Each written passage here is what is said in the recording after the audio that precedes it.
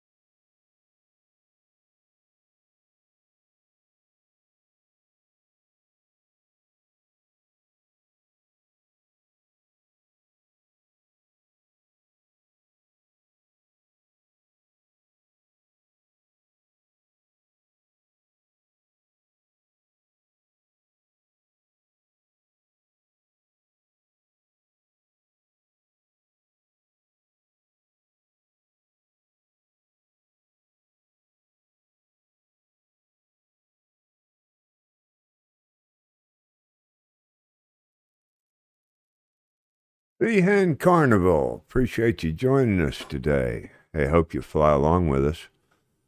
We'll start in about 30 minutes. See you then. Thanks for joining.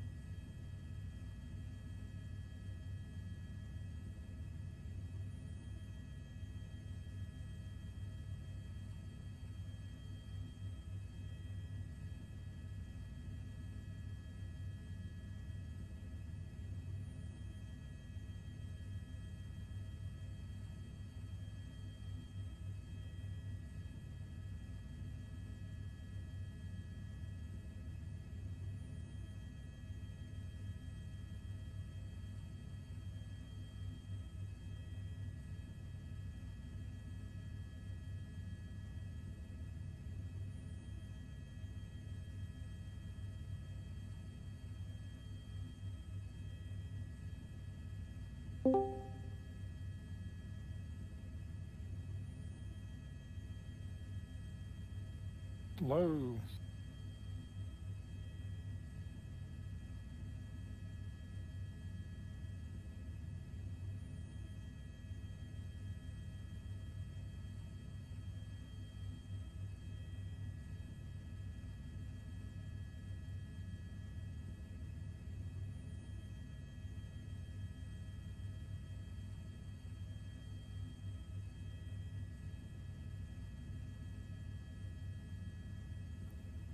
Thanks.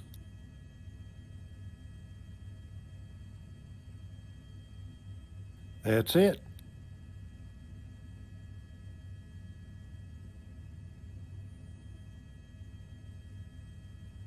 Where are you from?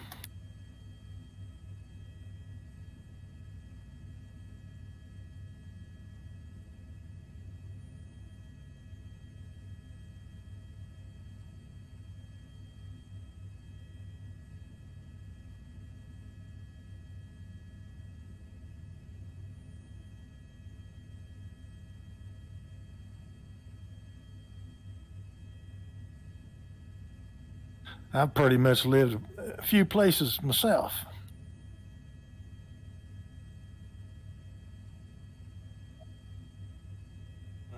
I was in the Air Force for 20 years.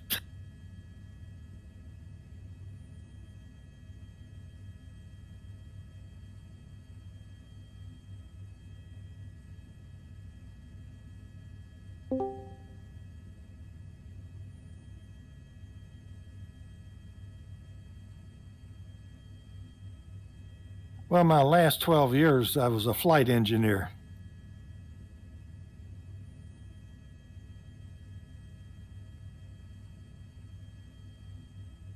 Hello.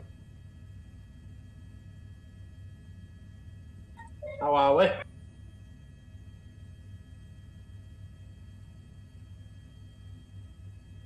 Here's a favour, Brad. Right, so after the departure, what's the first airport? I know it ends in Mike Bravo, but I can't see the rest of it. That's it.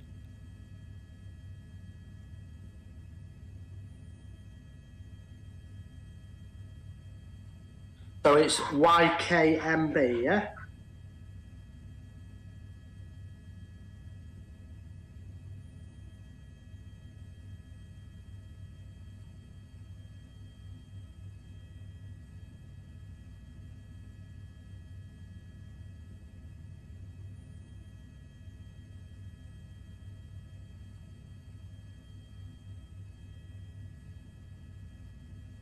I've pretty much lived a few places myself.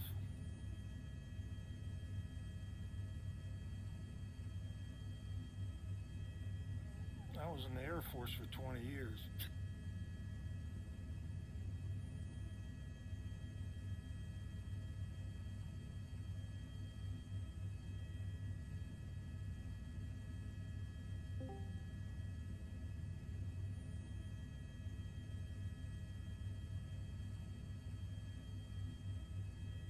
Well, my last 12 years, I was a flight engineer.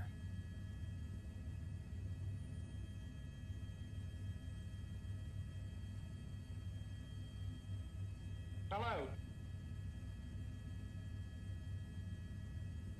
How are we?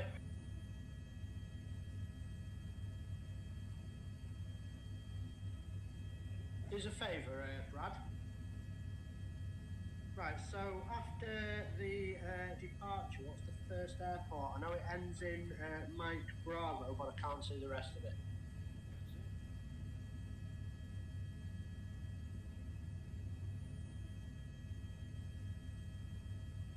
So it's YKMB, yeah?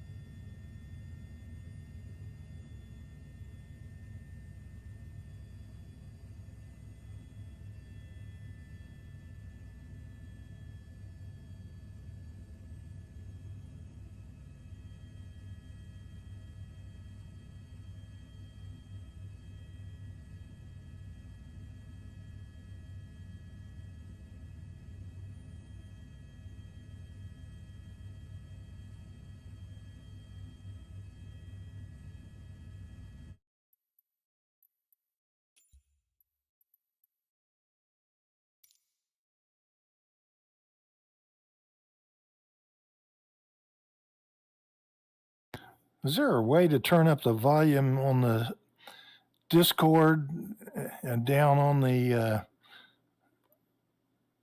simulator?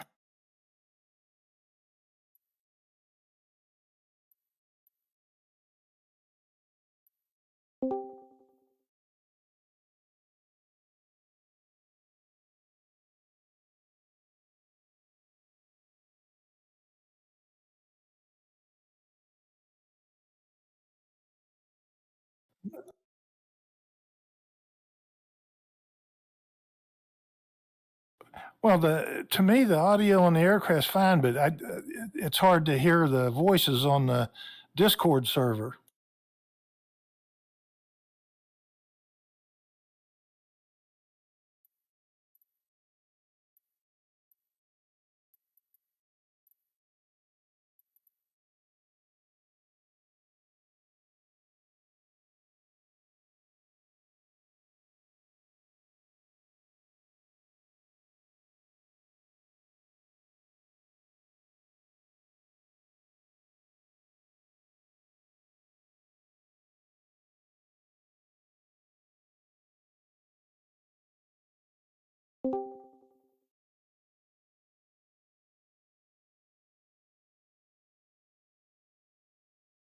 That's in the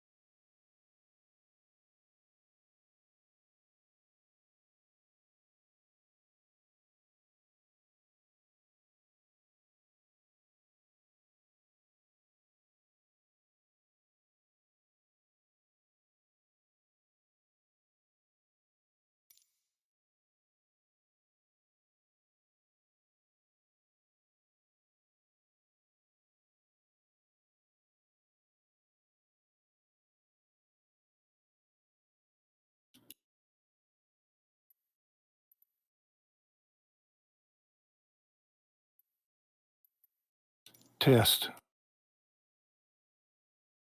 Check, check.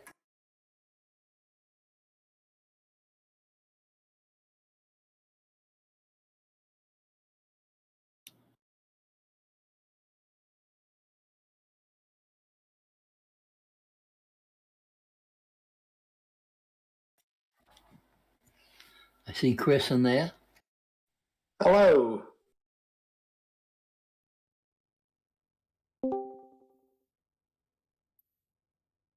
How you doing, Matt? Doing all right, doing all right. What are you up to? Not much, mate. Just got back from work and got the kids sorted, and they're playing now, so I can play. Hello, guys. Hello.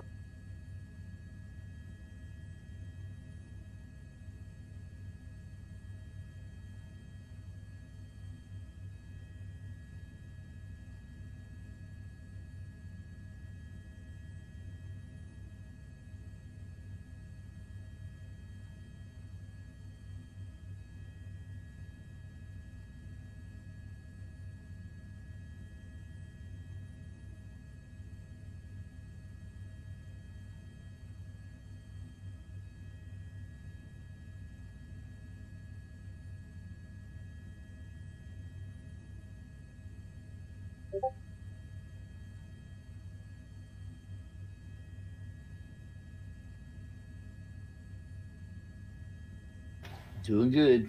Oh, yes. What about you?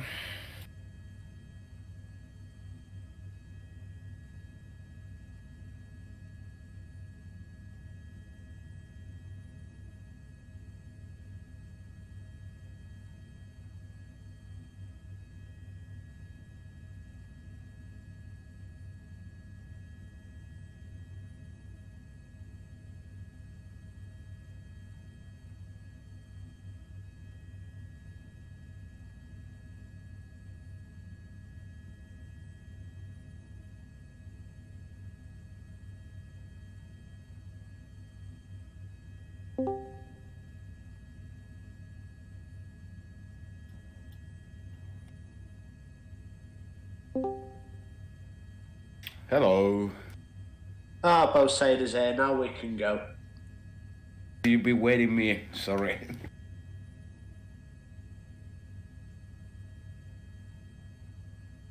Good day, good day. You missed a good one on Sunday. Yeah, sorry about that. Was it fun? Yeah, it was great. Really good.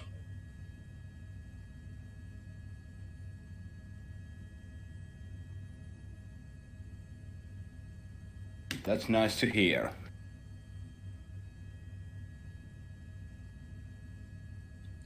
And I've just discovered the X Cub as well, Bosader. Oh, that's nice. Are you flying on one right now? No, not for this, but yeah, just been a bit of bush flying with it. It's been great. Never actually really tried it before, but fun little aircraft. Yeah, it's fun. A bit slow, but yeah, it's fun. I went with the nose wheel one though, instead of the tail dragger. Oh, okay, yeah. Yeah, that tail tracker is hard to taxi and everything. Quite impressed in the avionics suite in them actually. Is it like a G3X? I think it was. Yeah, I think so.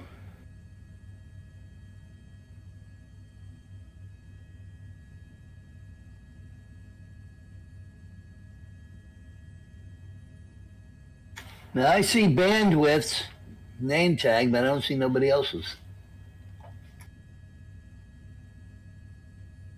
Yeah, I've not seen any name tags since I've come in, Matt. Yeah, I got WV bandwidth, 1948.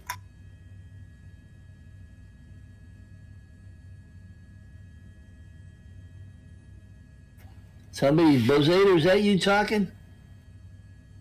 No, I think Nope. it's on a loop from Iceman. I think he must have some streaming in the background that's behind or something. Oh, okay. It must be. No, it's very faint. That I was going to say. I didn't know Bozader was.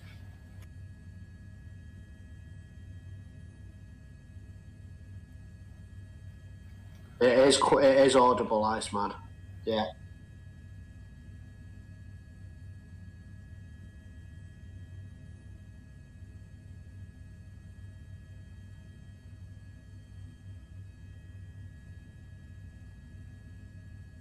Why, thank you, sir.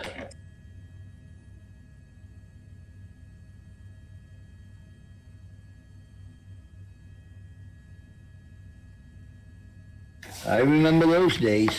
Yes, sir. Yes, sir. 3 bags full. I was like, I wouldn't lost that. In the Navy, in boot camp.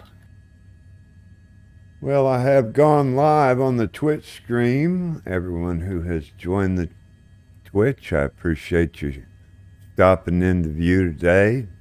Quick shout out for JBob87. Little clip from his stream here. And in about 10 minutes or so, we'll get started.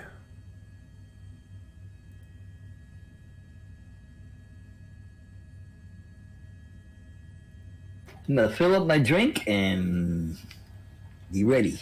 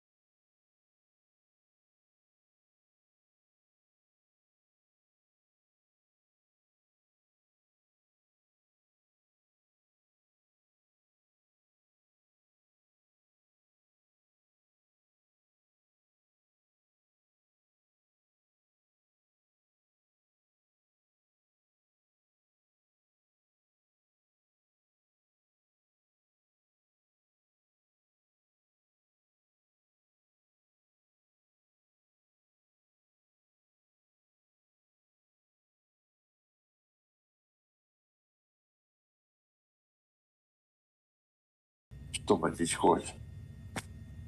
There we go. There. Fixed all of it. How come I always got to be told by the Discord what I'm not doing right? Oh, man. One of these days I'll get it down. Thank you. Appreciate your help there, Kev's Sim Corner. Thanks. I wouldn't have known. Appreciate your help.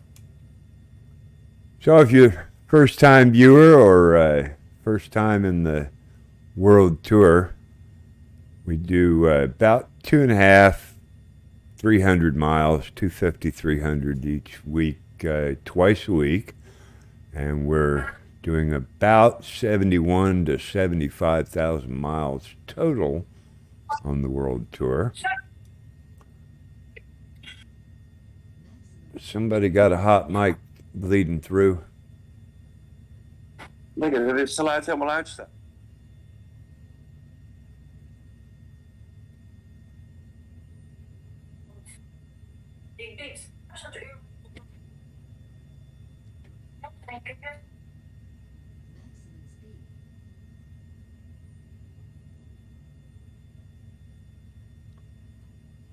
Good afternoon, David. Come on, guys. Howdy. Whoever needs to push to talk, geez Louise. Yeah, if I can't watch the Discord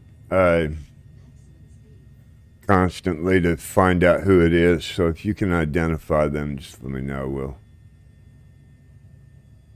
put a mute on them. Why? What's the problem? Somebody's got a hot mic and having noise coming in from the background from the room.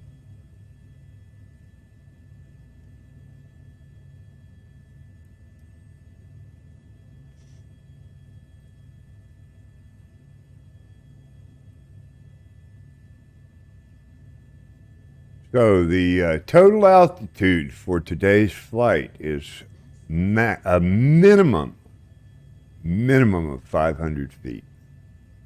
I know that'll enthuse all of us low and slow pilots.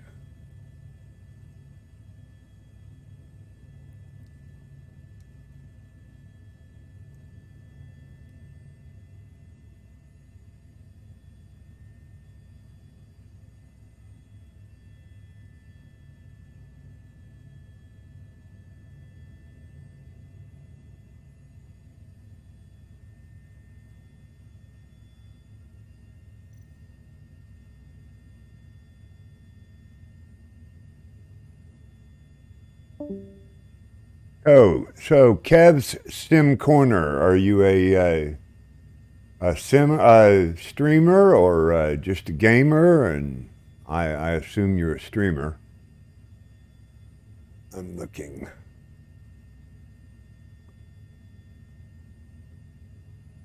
No, maybe not.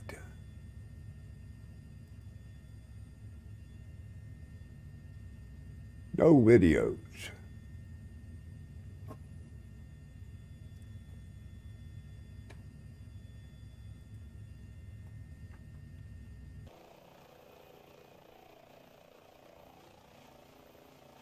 We have Darling Flea, N1 Loc 1424, West Virginia Bandit, Loaster 1, Truck Matt 56, Bo Zeta Boy, and Brian Summers. Appreciate all y'all flying with me today.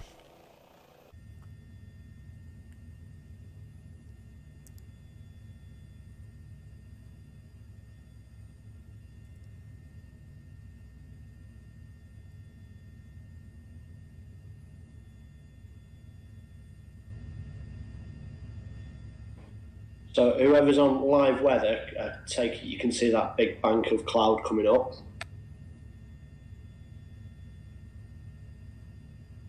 Did I neglect to turn my live weather on today? For shame, for shame, for shame. How do you like that? Live weather doesn't even like live weather. It didn't want to turn on for me. It takes a few seconds, but usually, you always fly with clear because you want to see everything. Yes, I do. Yes, I do. And I thought about going around the coast here, and we can do however y'all want to do. The flight plan takes us right over the water edge there. We'd see a whole lot more if we run the coast, but I don't know. Got enough miles. We don't need to add more, do we? We don't need no stinking beaches. We don't need no stinking beaches. Too cold for the bikinis anyway.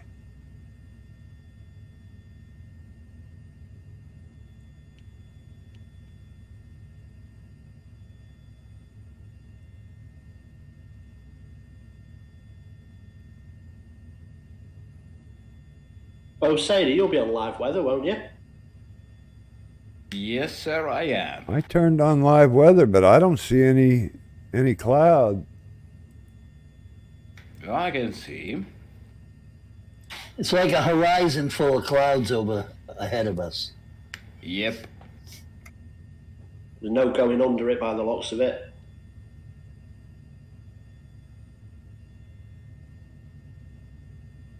I guess we just have to cut through. Didn't they fix that problem with the update?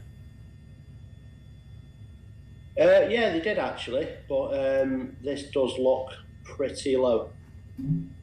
Hmm.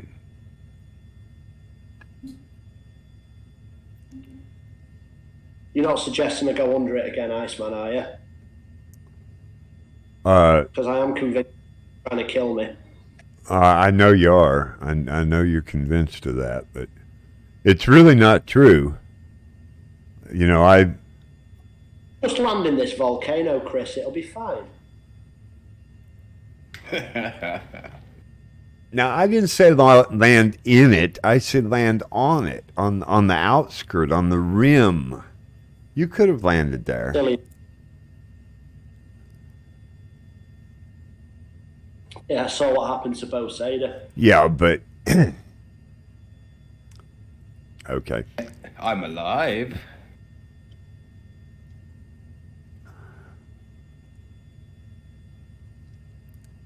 Chris is flying low and slow. I am. I'm at 23. I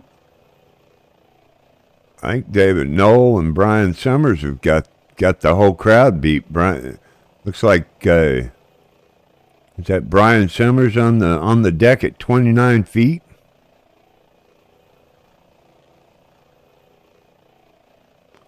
Tags all blend together. It's hard to read. Yeah, he's climbing now. Scroll out and see if you can read it better.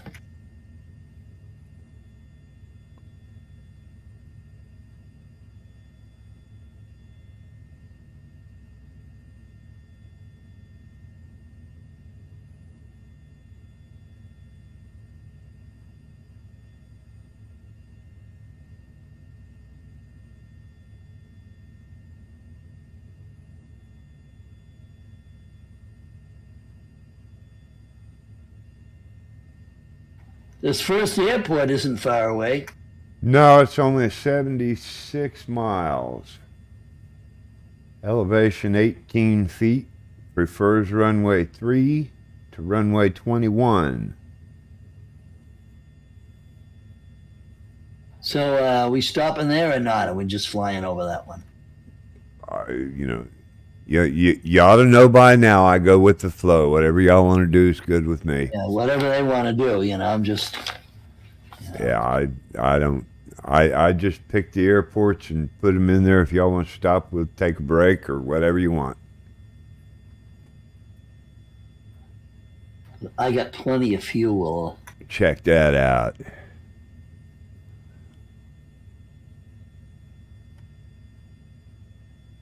Little airport over there. Is that what that is?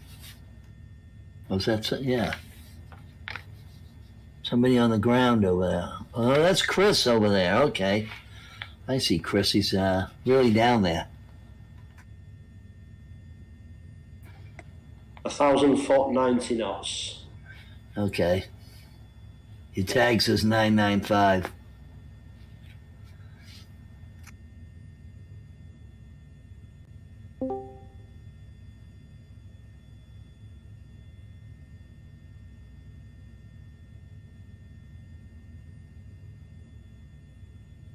See the rainbow? No, not yet. I still don't see the clouds. Oh, I see a rainbow.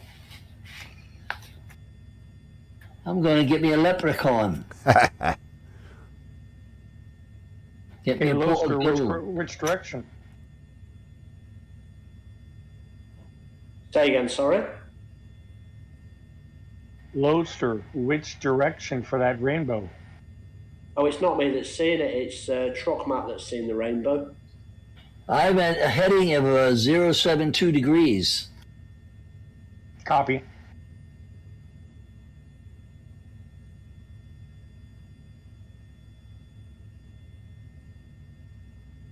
Yeah, I can't see it. Somewhere over the rainbow.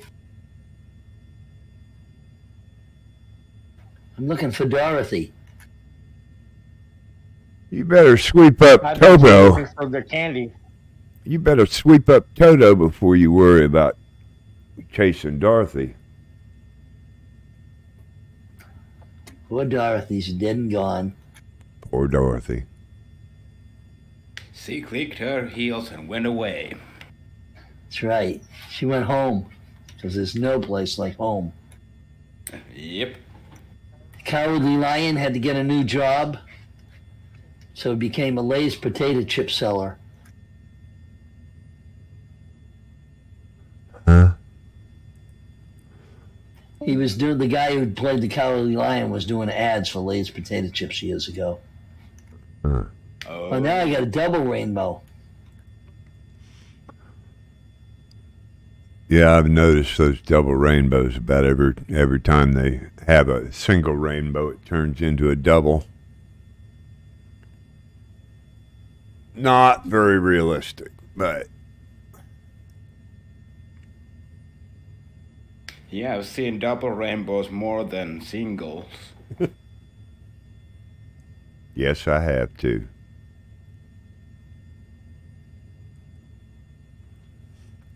If they're not single rainbows, does that mean they're married? Just means you get 2 leprechauns. Well, I wonder if they're married. They're not single.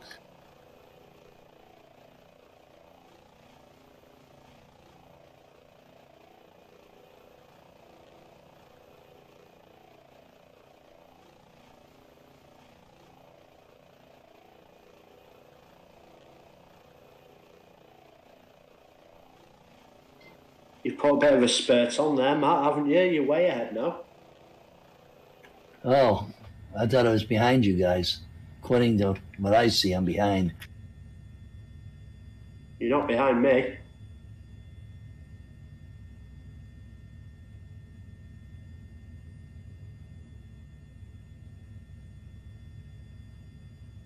Oh, yeah, I'm.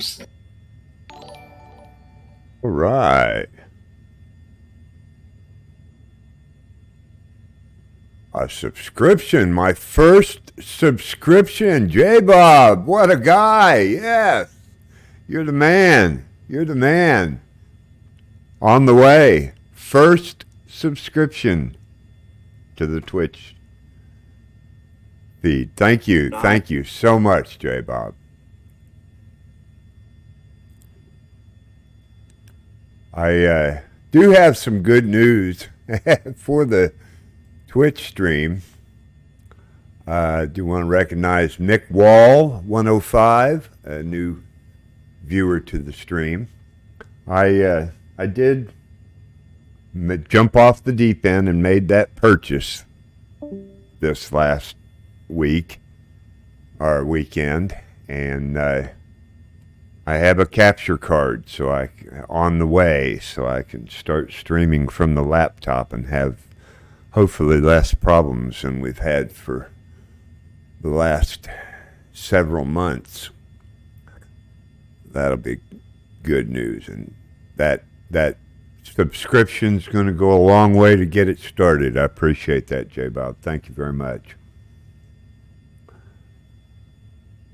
Oh, I feel like a streamer. I got my first subscription. Yes. I need to do a happy dance.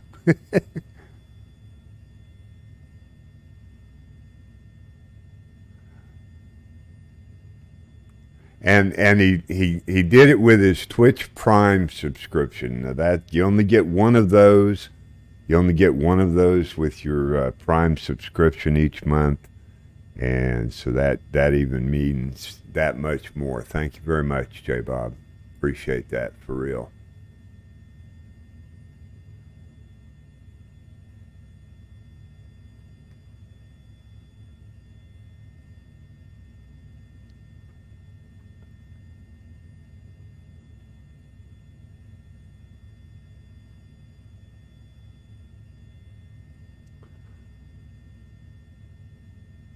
That water looks awful smooth. Is it just because I've got my settings turned so low? I don't know. It looks smooth to me. Does it look smooth to you? Yeah. Looks like clouds are pretty low, too. I still don't have any clouds. I got real weather on, and I have no clouds.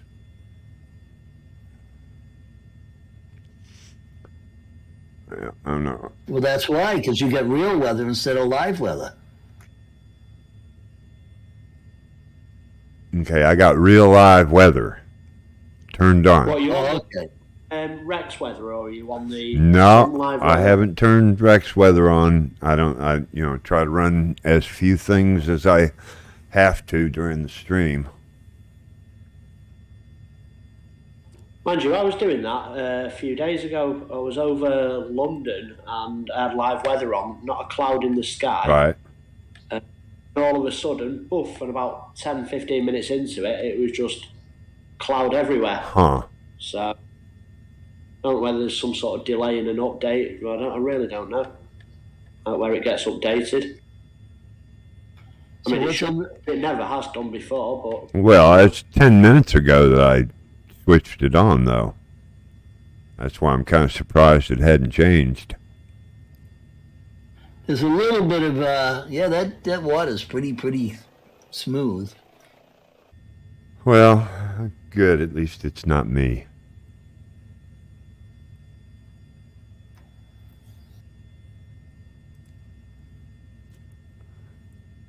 So what's going on here? We stopping or not stopping, or what? I mean, that's just a short distance, so.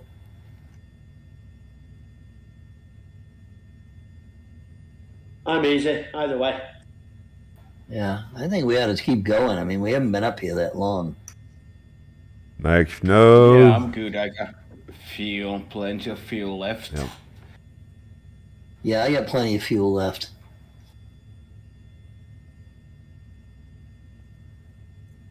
Oh, Brian, you're good too? Everybody's good?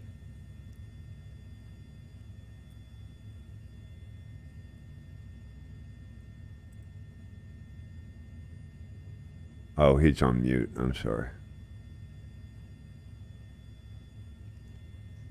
Moritz, where are you from? Germany. Germany. All right. Well, you got several friends I know in Germany. Then,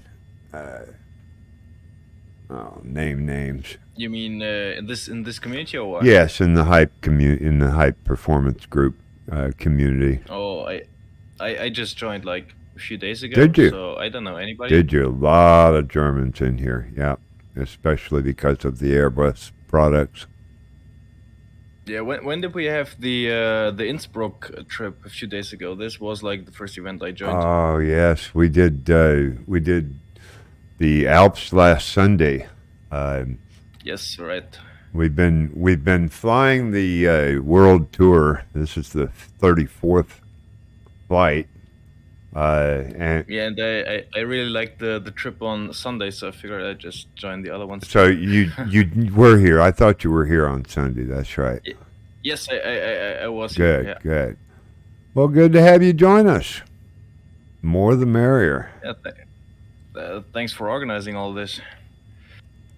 I just it's a passion of mine. I decided I love the helicopter so much and everything. I just want to do be the first to complete the world tour in the helicopter. Yeah, well, I'm not flying the helicopter because I'm just not the heli guy. But, Well, that's okay. That's okay. great. No, Yeah. that's just my that's so that I can say I did it. Yeah, and it's cool to join you on this journey. I appreciate you joining for real. That's great. Where in Germany are you from, Moritz? Near Munich. Oh, okay, nice. Yeah, but I moved here like 4 years ago.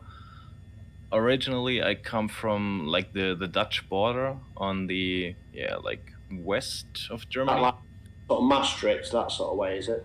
Yeah, this direction. I don't know. Do you guys know like Cologne? It's like a big city in this area. Yeah, no Cologne yet. Yeah, Yeah, that's I've heard of it.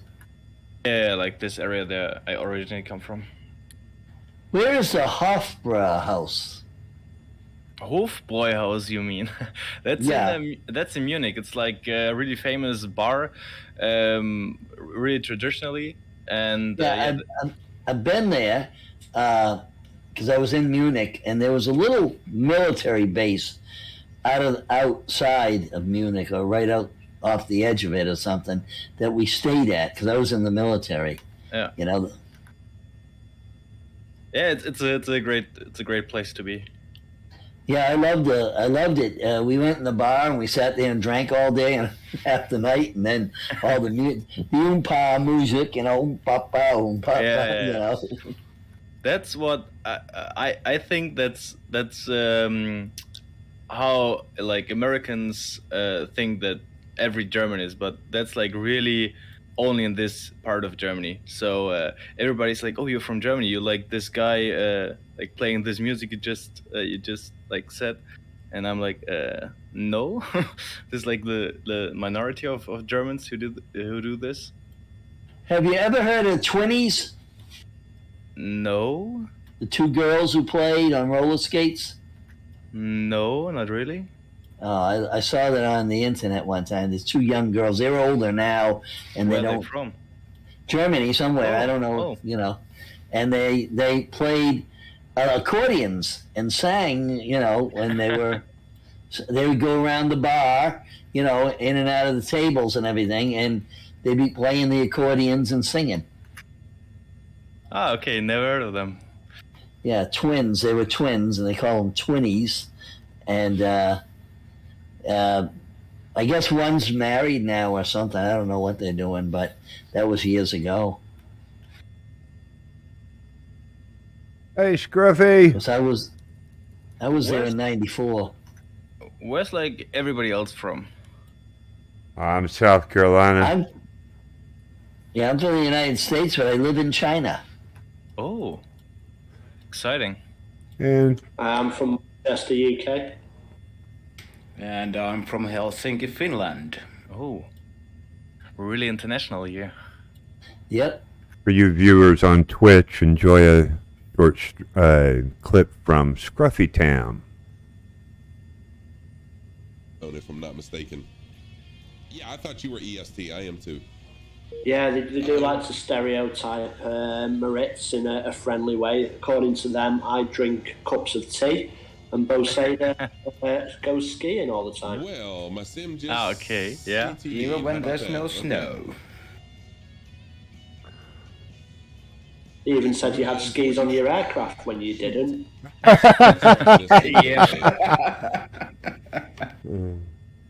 Yes, I did. That was someone else, though. It turned out to be another flyer with us. It wasn't Bozeta Boy, so you're right. I falsely accused him of having skis on. But I think that was the guy from Austria, right? I don't remember. Okay. I remember the incident, but I don't remember who it was.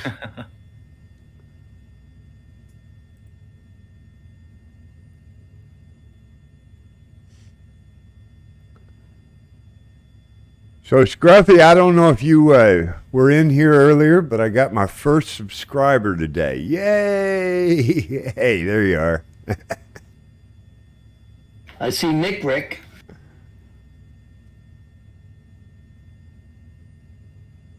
Mick Rick's going the other way.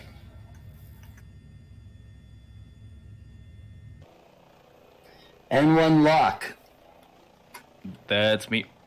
Okay, and then Brian's. Iceman's up front.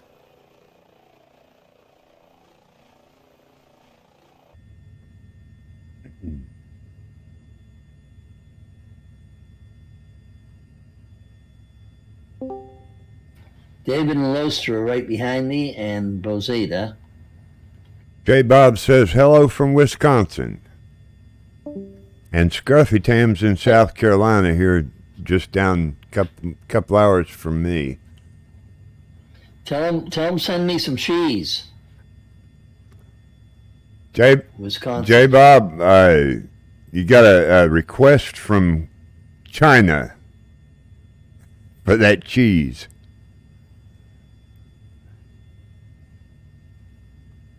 Wow, appreciate you joining the Twitch stream there, Moritz. You're welcome. Yeah, reach up there and click follow. I just did. Doesn't cost a dime. Thank you. Appreciate that. Another follower, N1 IOCC. Okay. Yeah, it's Nylock. Nylock. But many people have problems with like pronouncing it because there are numbers in it, and I can't totally understand. Okay, I get it. So what is Nylock? Good question. I just came up with this name like 10, 15 years ago, and since then that's my gamertag all over the world and in every single game I play. Okay. Interesting. And another, what a guy. Thank you, Scruffy. Thank you. Oh man, you didn't have to do that. Thank you. Now I have 2 subscribers. Hey, look at the heyday going. Hey! Thank you, Scruffy. Appreciate it.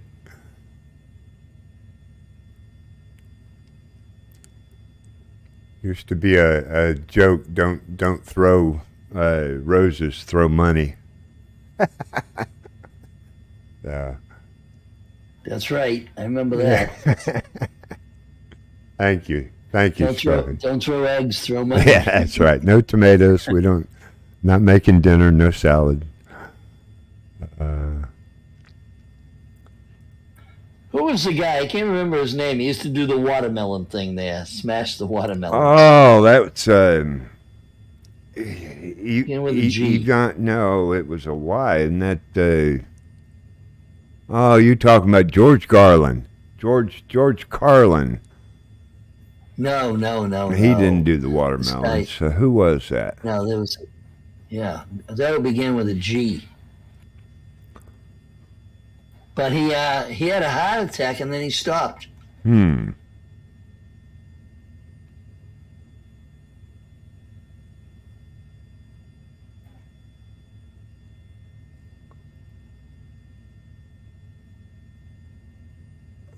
see.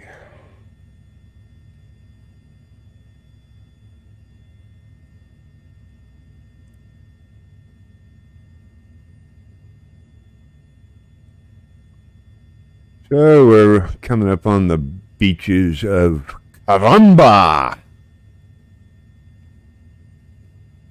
Caramba.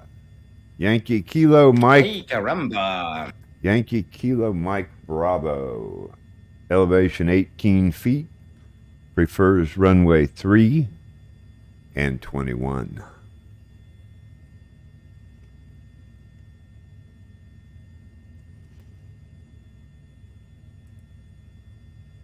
On fire, he says. Yes.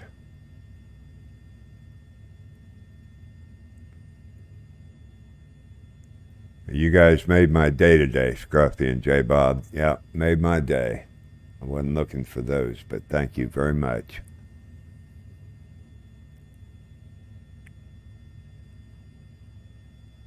I set a couple of tip jars at the top of the top right corner, but I'm not sure they work. Maybe one of you guys click on them and see if they do anything they're supposed to. I'm not real sure. You don't have to drop any money in it. Just tell me if it works.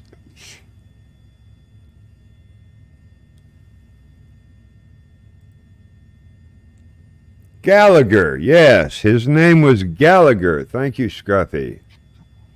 That's right, Gallagher.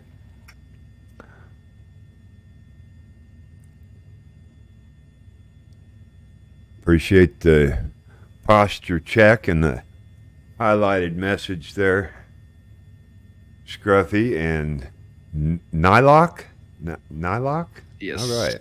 I got it right. My memory's terrible. I appreciate the posture check. I was slouching a bit. I'm trying to set up a couple of those with sounds, but I can't figure out how to get the sound connected. So Scruffy's going to have to call me later and have a little conference. Right, Scruff? my Twitch guru. He's helped me a lot.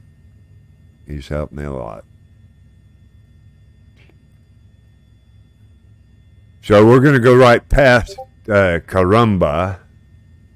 Yep.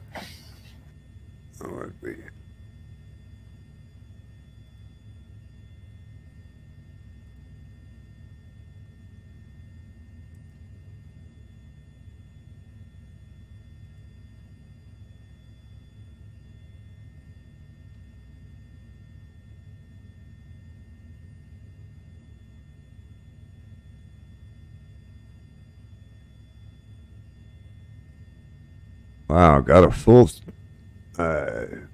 Discord room, that's for sure. See if we can drive some more to the Discord. Anybody wants to join the Discord live communications is welcome to. There's a link to the Discord server on Hype. That's Hype Performance Group for all your helicopter needs. The creators of the H-145 and the H-135.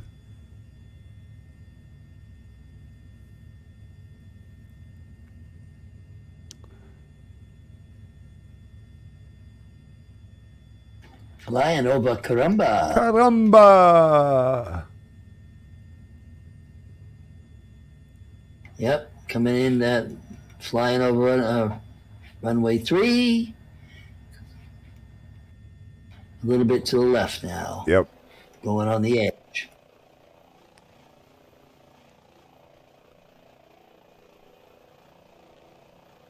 The next one is 129 miles away. Yes, it is. 130 nautical miles for Yankee Kilo Oscar Whiskey, I think. Uh-oh. That is correct. I usually put a line through my O's, or zeros, so it had to be an Oscar. I had hoped it was. And that'll prefer 12 and 30 for 34 feet elevation. Do you slash your sevens too? Sometimes. Yep. Those are old military tricks, so you can tell a 0 from an O. No excuses, sir.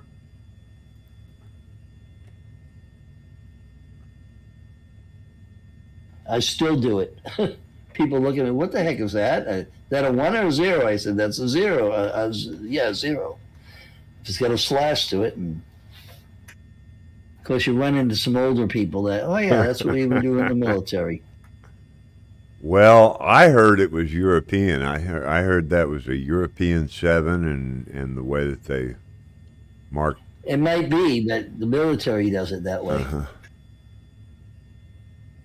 That might mean where they got it. They might have picked it up in World War II.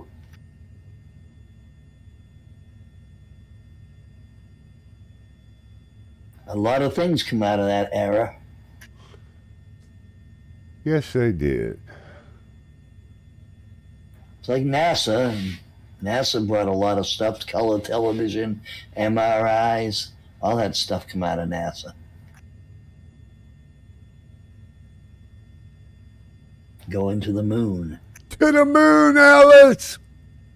One of these days. I saw a cartoon, and there's two astronauts on the moon saying, "It's a woman here, it's a woman here." Oh, it's Alice Crandon. There's a new joiner, Major Sirius, in the P-38.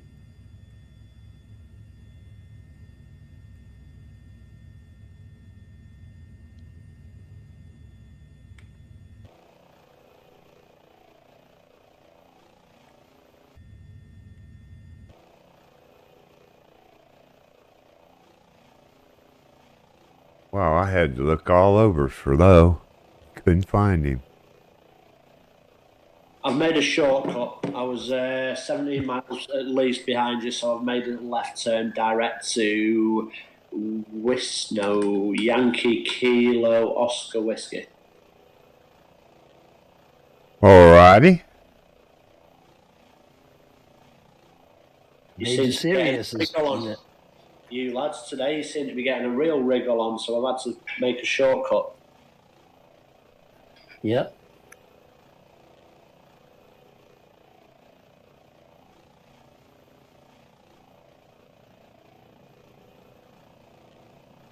The edge of the ground there, where it meets the water, looks like somebody took a ruler and a pen and drew that. I mean, they're perfect squares and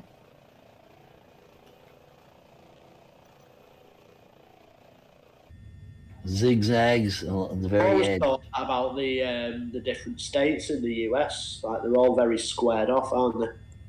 Well, yeah, not in real life. For a large part, they're not really. Yeah, some of them are pretty squared off in spots, but not just squares or rectangulars. They have. Is there a way you can go and stand in all 5 states at once or something like that? There is. Texarkana. Yeah, there is a place. Texarkana. Is it? Okay. I've been there several times with a truck.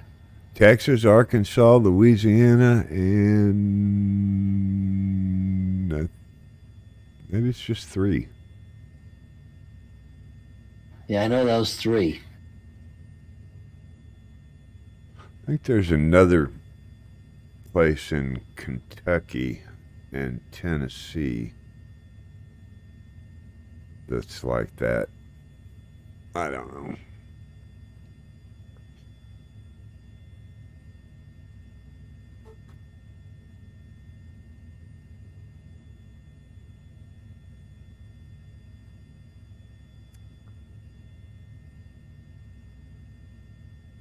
I have not brought up my little nav map yet.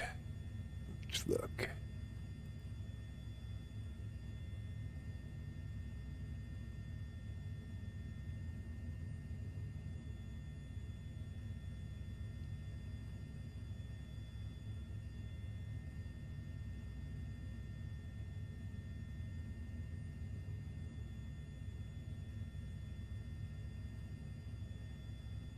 Chris, you're just booking right along, aren't you?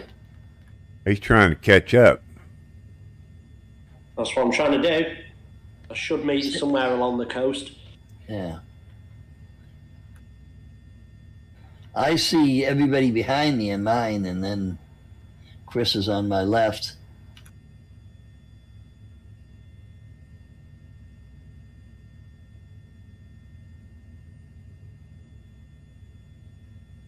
Well, that's interesting. I'm just get off the deck. I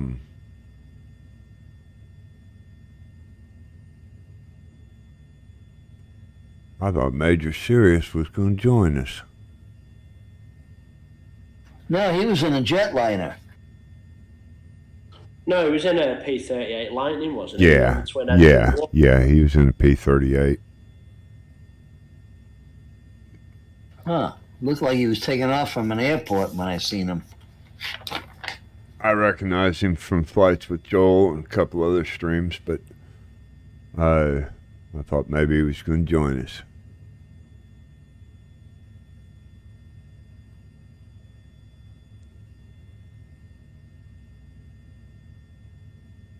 Well, those frames are a whole lot better than usual. Good stream. Flying through a random rain cloud right near the ground here. What's that? I'm saying I'm 1,000 foot above the water and it's clear, and I've just literally flown through a black rain cloud, which is pretty cool. Okay, because I'm 1,000 off the deck too.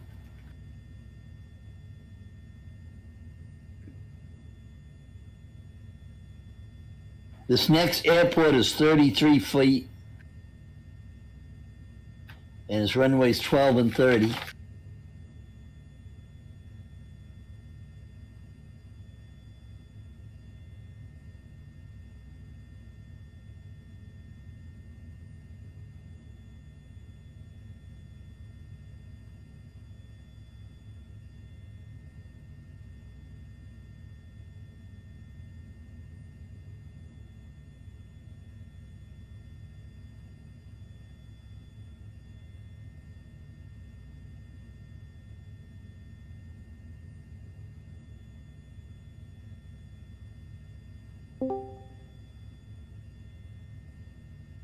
Yeah, there's no METAR available for it though in the sim at least.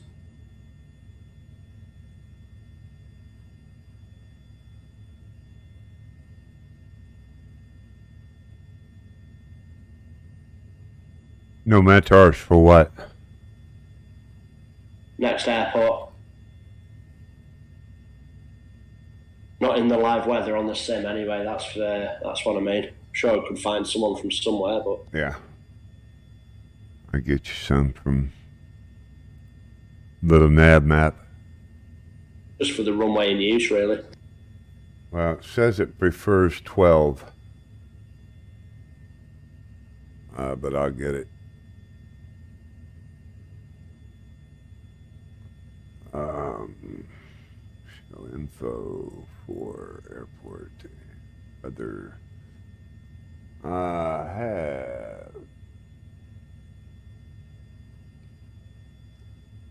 That's because the reporting airport is Yankee November Tango November.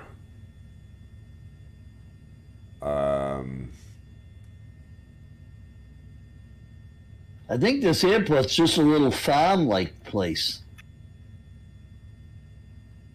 Private airport. What, Kawanyama? Yeah. I don't know. They've got jet fuel and avgas. Taxiways, parking procedures, and aprons. Oh, it might have been the last one then. One of them I was looking at. The last one that we have. Oh no! Wait a minute. I'm sorry. Sugar is an international. Okay. Yeah, Sugar is a. Maybe, I don't know. I don't think I've been there.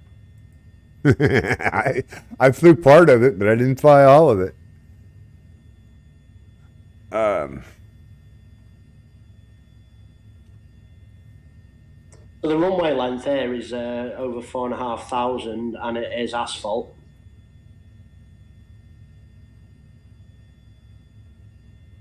Yeah, that's why I think it was. And we've got a little runway coming up here next week, but.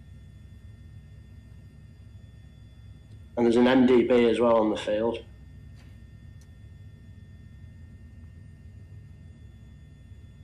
On Bravo Sierra Golf? No, on Kilo Oscar. Okay. Yeah, I was going to say, I think I did see an NDV. You've got those freaks? Have you got those freaks? Lock in now.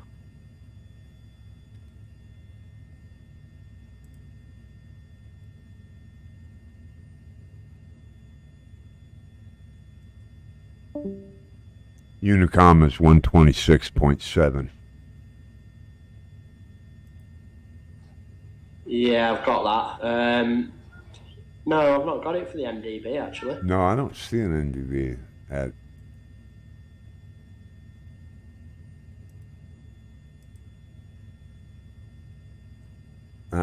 No procedures. Yeah, let me go. For sure Sugar did. Sugar's got a take-in. Also, Sugar.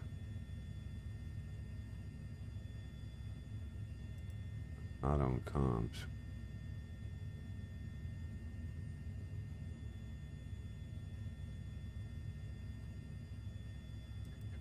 I thought I saw an NDB on it. Maybe not. On the It looks like the NDB is on the way out. It is at the airport, according to this, anyway.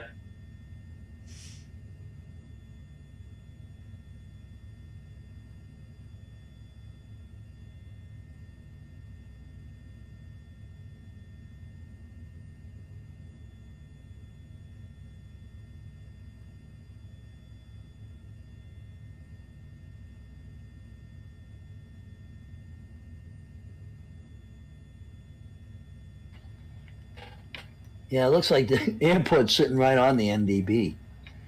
And it's 242, the NDB. 126.7.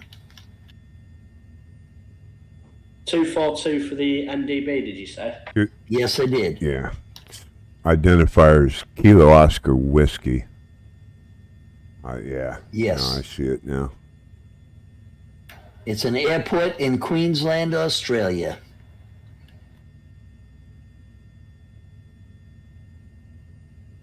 Frequency 242, bearing 331. Well, how come that doesn't list on the airport information? Because I'm in Sky Vector. Well, I'm in little nav map, and I've got the airport information up, but it doesn't show in my airport information. Yeah, because this is, I believe, I saw somewhere that this was a private airport. Huh. Can't put it past me. I'll take your word for it. Well, it seems to me to be public. It even has 2 airlines. Well, maybe, I don't know. You know, some of those things you read in one thing and then you read them in another place and they don't match. Yeah. No, sorry, my bad. It's only 1 airline, 2 destinations. This is elevation of 35 feet. Yep.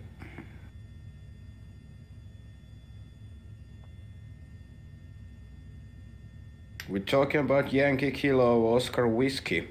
Yep. Yep, okay. Yeah, Sky Vector and Wikipedia says it's public. But Oh, okay. I don't know.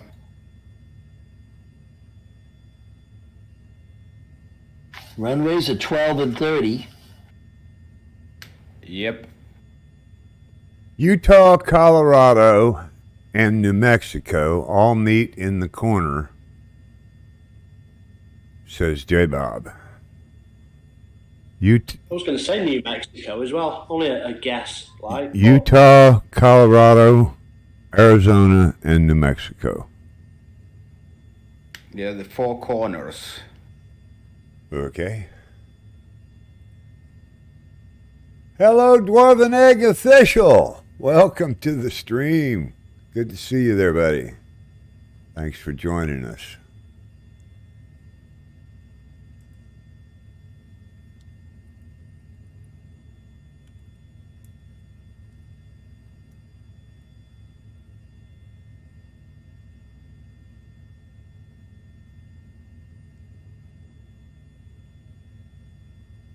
We're probably going to come into runway 12. It's heading of 114. Enjoy a short clip from one of Dwarven Egg officials. Going to stop here and get gas and empty the buckets? Clips. Lopas. Sounds good.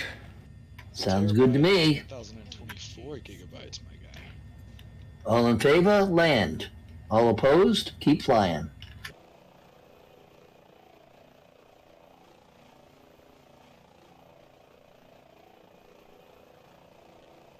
At this rate, I don't know whether I'm going to be able to see the runway. We've seen it again, that bank of cloud ahead of us.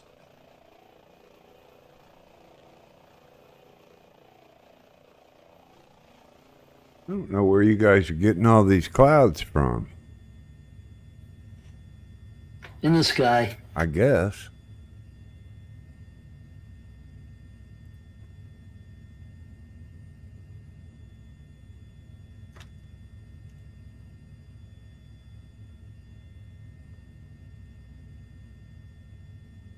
Hey, Iceman, have you tried turning off your live weather and then turning it back on a couple of times? No, it was off and I turned it on. I haven't tried. Go back and try it again.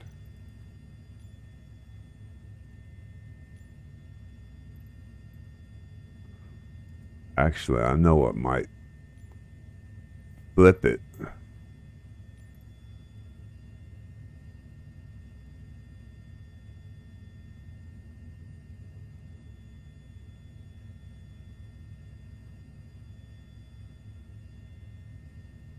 Nope.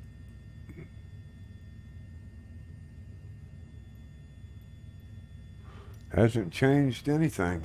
I flipped it tonight. I flipped the weather off and flipped it tonight and flipped it back twice.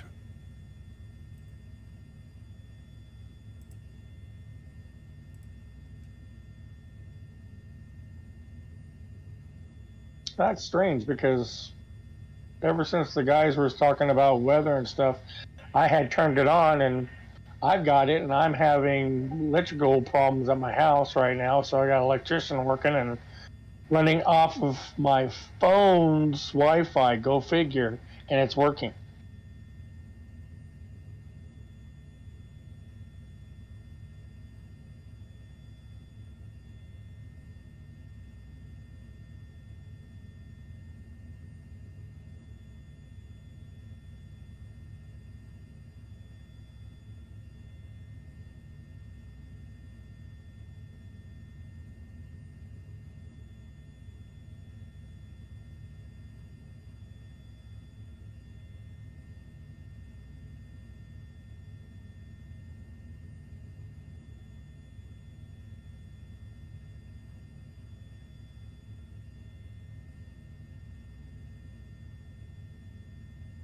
Brisbane Center, H145 Yankee Papa Echo, cancel flight following.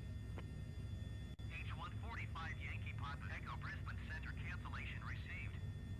Squawk 7000, frequency change approved. Brisbane Center, H145 Delta, Hotel Yankee Papa Echo is type H145 17 miles northwest of Yankee Delta Lima Tango 1,200 feet. Request flight following. H145 Delta, Hotel Yankee Papa Echo, Brisbane Center. Squawk 0733.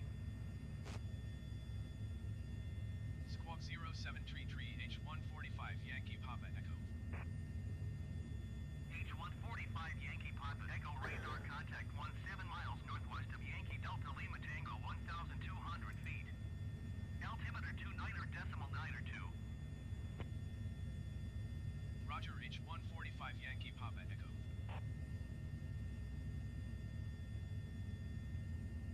Back in a minute. Alrighty. Okay. Uh-oh, somebody's dog wants attention. Just take me now.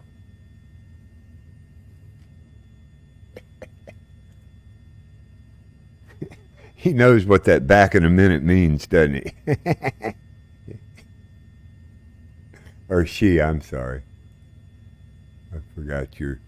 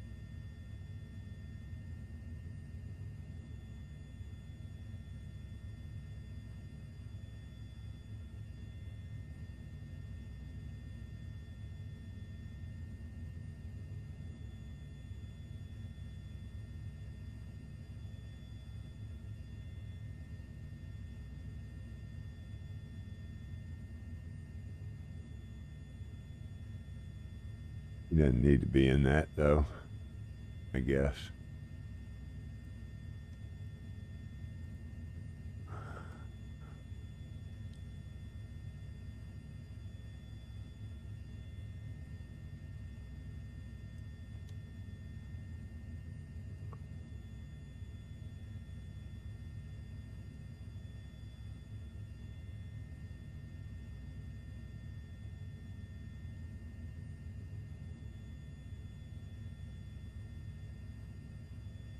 So today's flight, we're flying Burkestown to Sugar in Australia. And tomorrow we'll jump across the water from Sugar, Australia to New Guinea, Daru, New Guinea.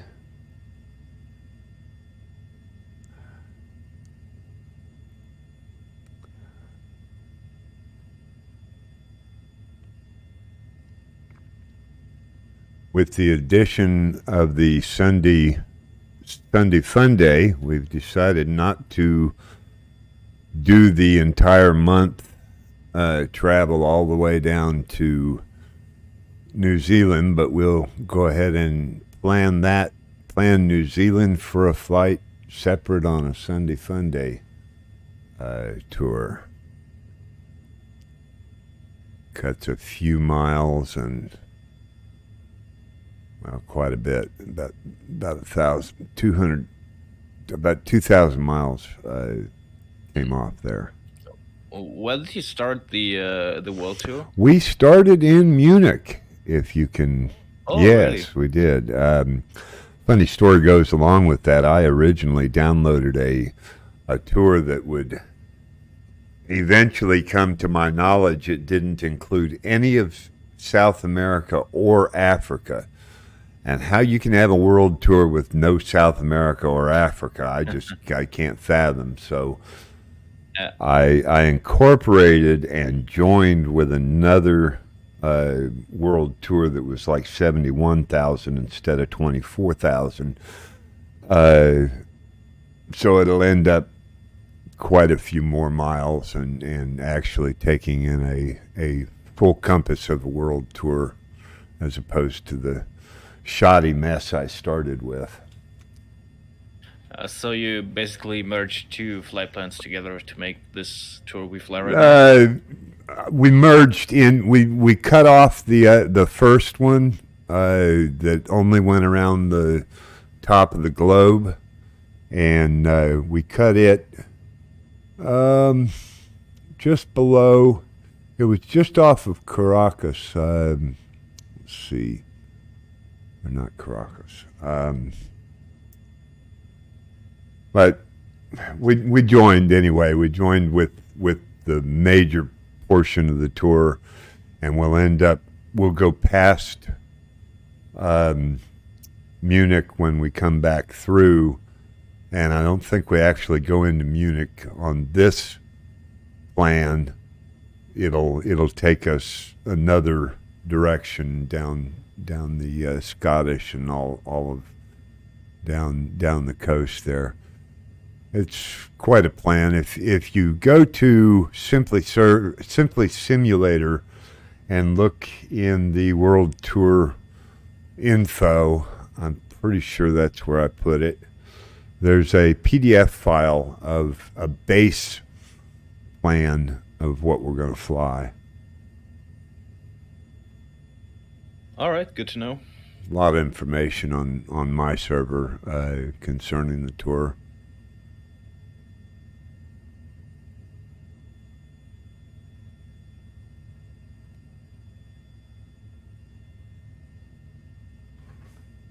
$66 miles out. I got almost I 67. got 68.1.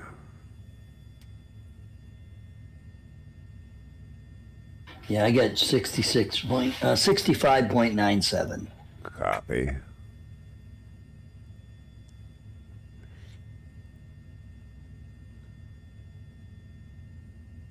Looks like Waypa Airport over there to the right. Yes, sir.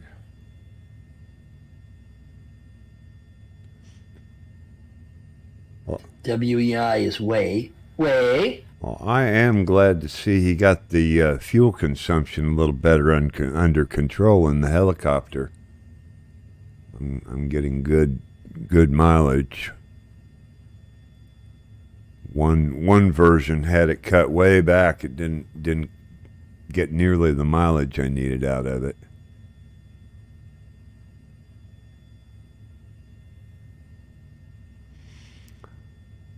I'm getting some really good fuel this time. Well, we got a little bit of tailwind as far as I see. Everybody else sees clouds, so I don't know. I'm getting anywhere near the same weather as you guys.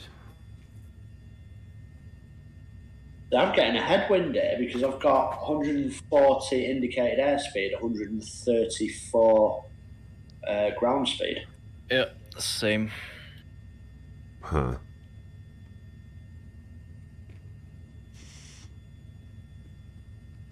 I've got 13 knots headwind. I got a 3-knot crosswind. I've just got to lick my finger and stick it out the window. I've not got any fancy gadgetry like you guys.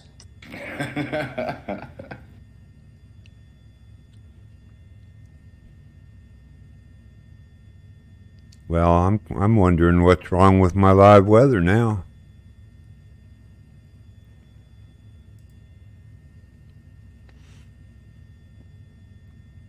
You change it to maybe scattered clouds or something and then go back to live weather.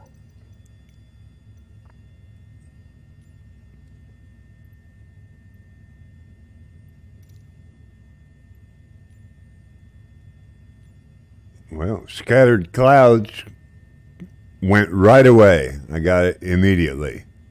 And then went back to live weather and nothing.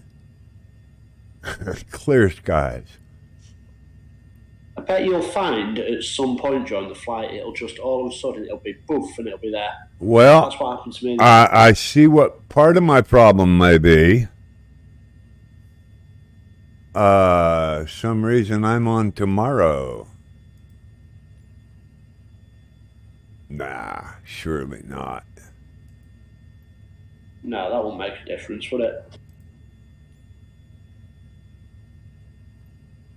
You could go to nighttime and still have live weather, couldn't you? Or daytime and still have live weather. You know why it went to January 11th or January 12th? Because in this part of the world it is January 12th. That's why it did that. So, because it won't let me change it now. No, it's 13th now. Yeah, it's the 13th. What? It'll be about, 5 o'clock in the morning on the 13th. I have 3:06 in mine, so I don't know what the difference here is for the UTC. Well, yeah, I wasn't being exact. I mean, I know it's about 10 hours. It might be give or take, obviously. Well, I just don't have any weather to speak of at all. It's weird. If y'all are all getting cloudy skies, I don't know why I'm not. I'm going to land at this airport. I think I'm going to try Rex weather and kick it on just to see what Rex Weather interprets. Because I don't see what else could be causing it.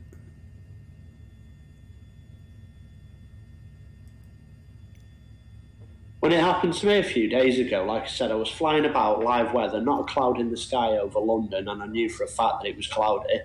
About maybe a few minutes into my flight, all of a sudden it just came from nowhere. The clouds just popped up, Right. and my aircraft went crazy. Started sort of trying to flip over and all sorts. Of, you know, it was a bit weird, really. Heard that. Never seen that before.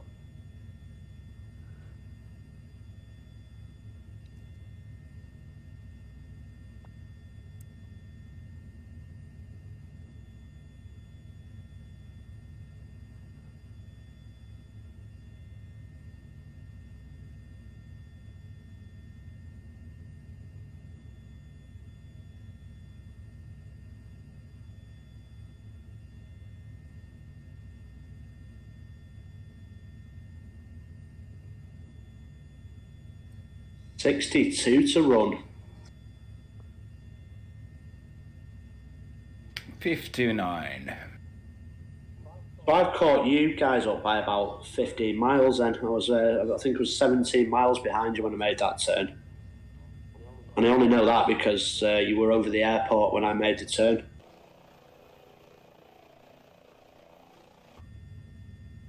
I'm cheated. Well, I don't see Brian Summers anymore. Is he still in Discord? Nope. Oh. I see Gecko has joined us in Discord. Welcome.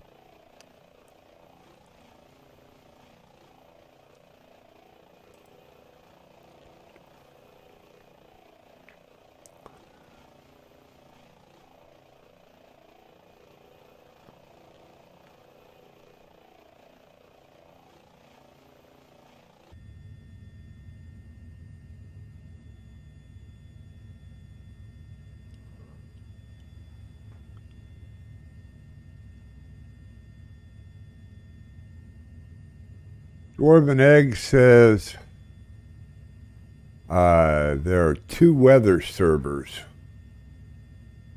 Okay. So how do I change weather servers in the sim, Dwarven Egg?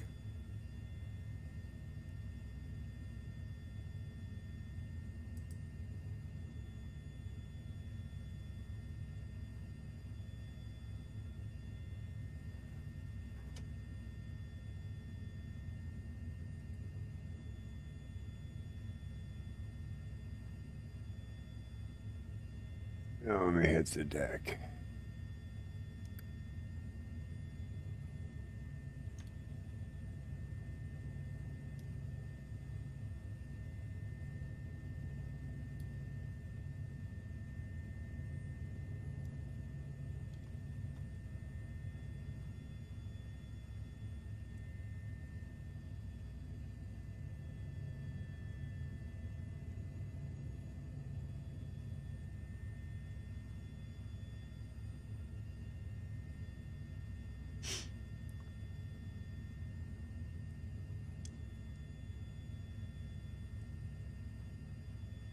I don't know, Dwarven Egg official. I don't know what you mean. Are there 2 weather servers that we can choose from in the sim?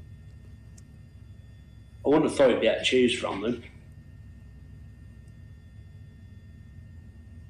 Because I didn't know anywhere that you can change weather servers. He says there's 2 weather servers. So I guess whether they get it from... And even if there is, they should be showing the same thing, shouldn't they? Well, he probably gets it from NOAA. The sim probably gets one out of National Oceanic Aeronautic Commission, I think is what it's called. I don't know. Oceanic. It's NOAA, NOAA. And I don't know what the other one is.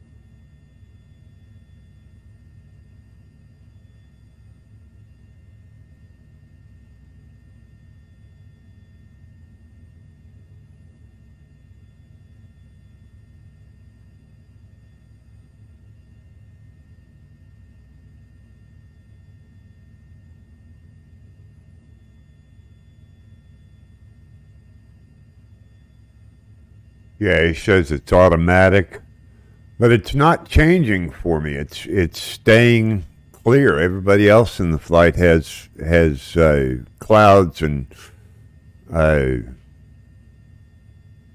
disturbance. I've got clear skies all the way around. I see Mick Rick, and he's right in front of Iceman.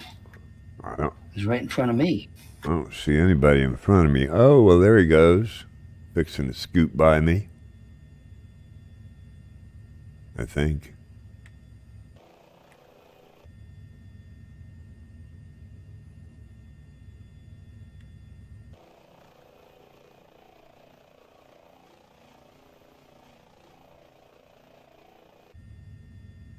Well, I saw him. I don't know where he disappeared to. He's over here by me. I'm behind you, so he's over here.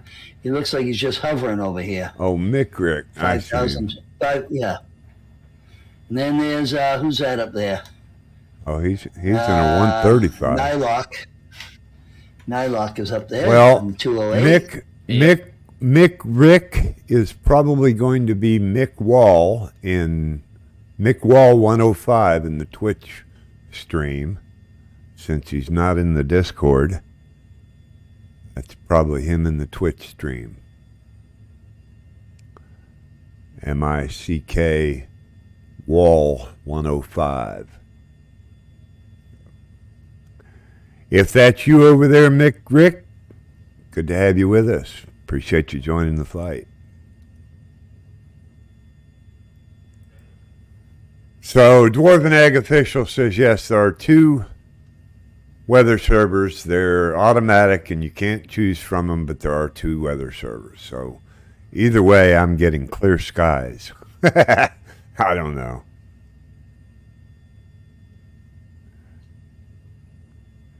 I feel special. I don't have to fly in all that turbulence.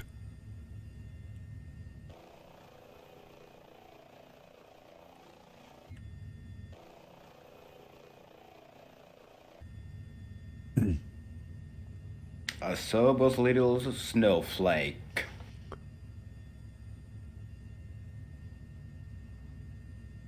You got a snowflake? Well, no, it was just joking that you're a sober little snowflake. Oh. Getting special treatment. Oh, I see. Okay. Why? Here, I thought snowflake was a U.S. political term that nobody else in the world used. No, we use it. I'm not sure that. We speak American. I think that hurt just a little bit, Bozeda. Having you call you call me a snowflake, that hurt a little bit. Don't cry. Be a man. I might prove that. Yeah, stop being a snowflake. Prove that I am, right? Stop being a snowflake. Make me cry.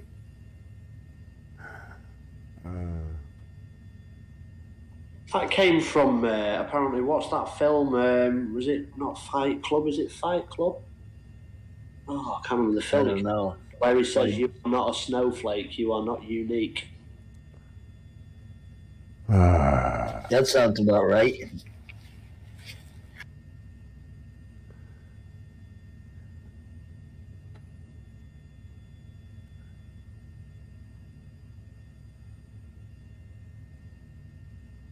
I saw one about that Brandon thing. It was really funny today. It was the new Bobby, anti-vax Bobby. Anti-vax Barbie.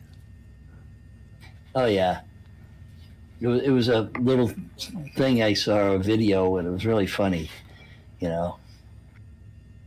And it says at the end, it's like, you know, the respirator you know, down the throat respirator sold separately. Mm-hmm. It was pretty funny. Her and Ken. Yeah, here we go. Is often Chuck Palahniuk has often been credited with originating the modern use of the term snowflake from his novel Fight Club, and it was also included in the 1999 movie, where the quote says, "You are not special, you are not a beautiful and unique snowflake." Well, okay. Okay, then. See, people pick that stuff up and they just use it for anything. Yeah. I never cared for that movie, Fight Club, to be fair. Never really enjoyed it. Yeah.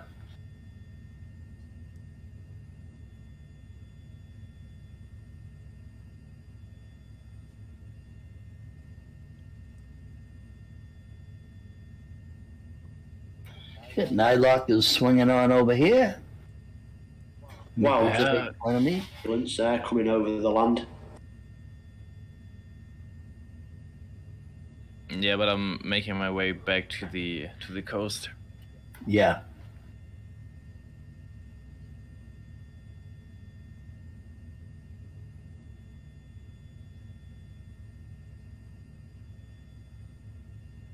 $32 miles. 30 miles. Either that or 32 New Mexicos. Where's Iceman? I'm here. Okay, I just can't see you. I'm sorry. I can't see you. You should. Have I crashed?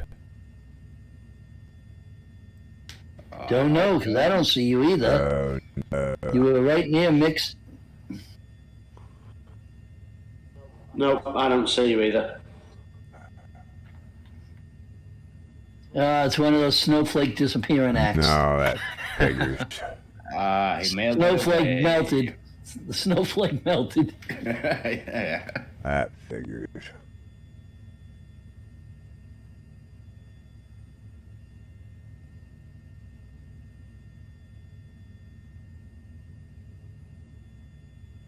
There's a lovely green tint to some of these rivers. I'm just assuming it's not sewage. Yeah. Yeah, they do.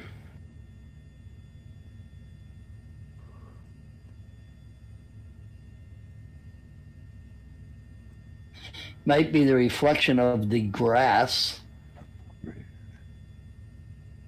Like I say, Australia is pretty green, huh? yeah, when you start getting deep into the outback, it's a lot of that red kind of rock and sand that we've been seeing. I like the Outback. I used to go eat there, you know, and then. Back. It's a steakhouse. Oh, that was tough. Now, do you see me? Oh yeah. Yes, we do. Oh, that was tough. Yes, we can see you. Okay, but I don't see anybody else. He blew back in the wind. Yeah, you're behind me, and Chris is to my left. Okay, I see David Behind Knoll behind me a ways. Yeah, he's I behind don't you. see. Oh, everybody else is in front of me. Okay, went by me when I froze there. Oh well.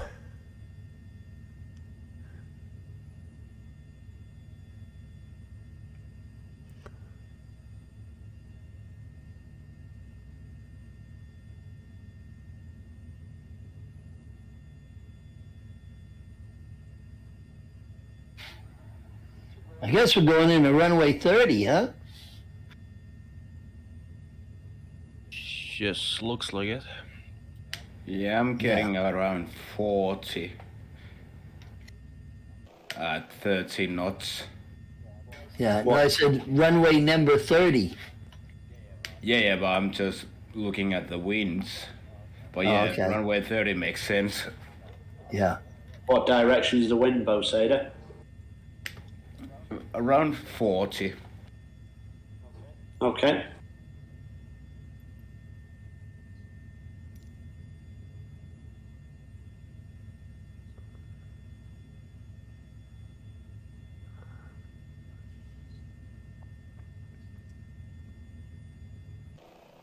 Well, I turned on partial cloudy, and it's a whole lot better than that clear fake. That's upsetting that my live weather isn't working.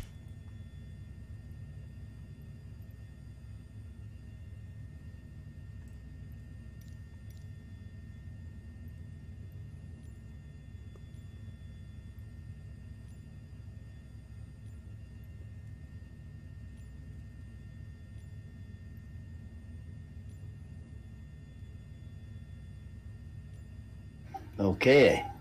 KO.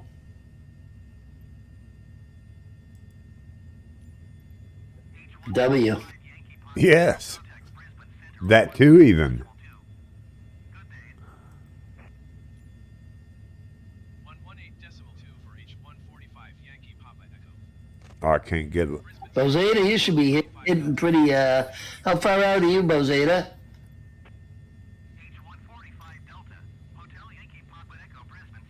Uh, 18 miles. Okay.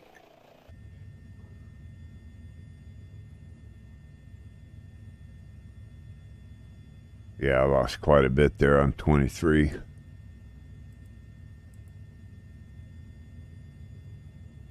That's all right, I'm 25. I'm 20. I have to be 20 again. Oh, yeah. 1962 is what now it's 1942. Wow, the years change fast.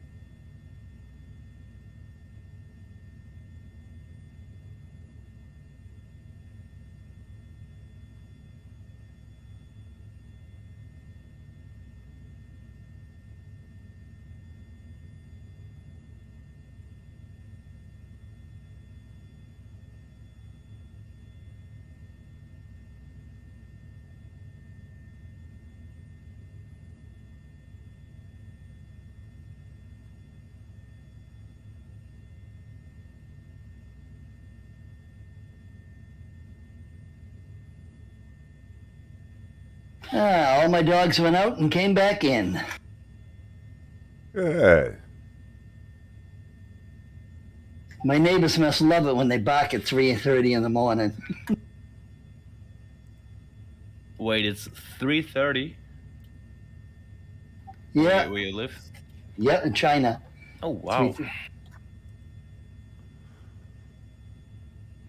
Yeah, that's what you call a die-hard world tour simmer. Yeah, I see. Well, I sleep in the daytime sometimes, so then I get up at night. All right. Yeah.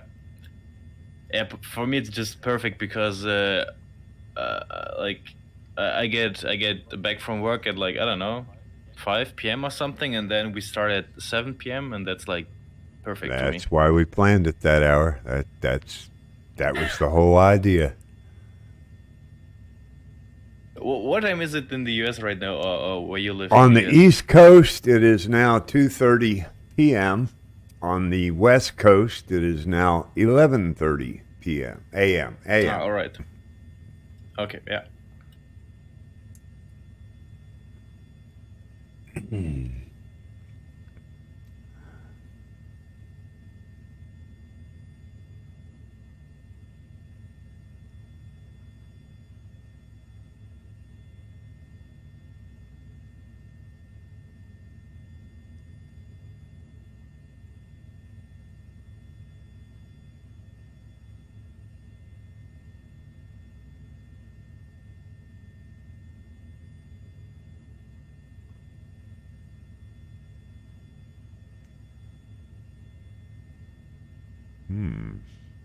Oh, I see.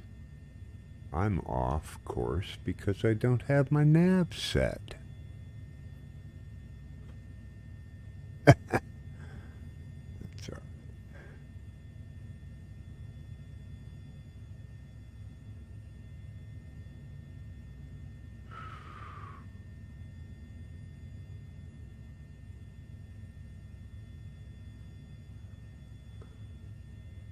You know, Bo Sader, every road I'm flying over here, I'm thinking I could land that in a Cub.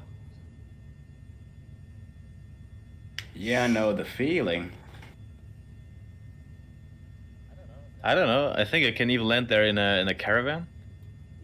Yeah, you could do probably. Yeah, I just flying that Cub for the first time yesterday, and I just really enjoyed it. It's just a fun little airplane.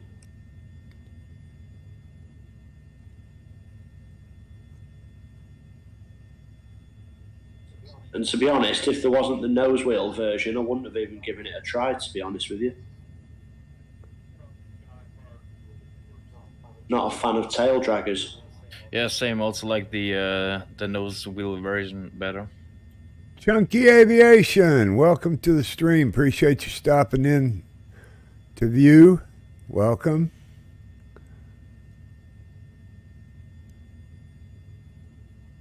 Overhead Ben has joined us as well.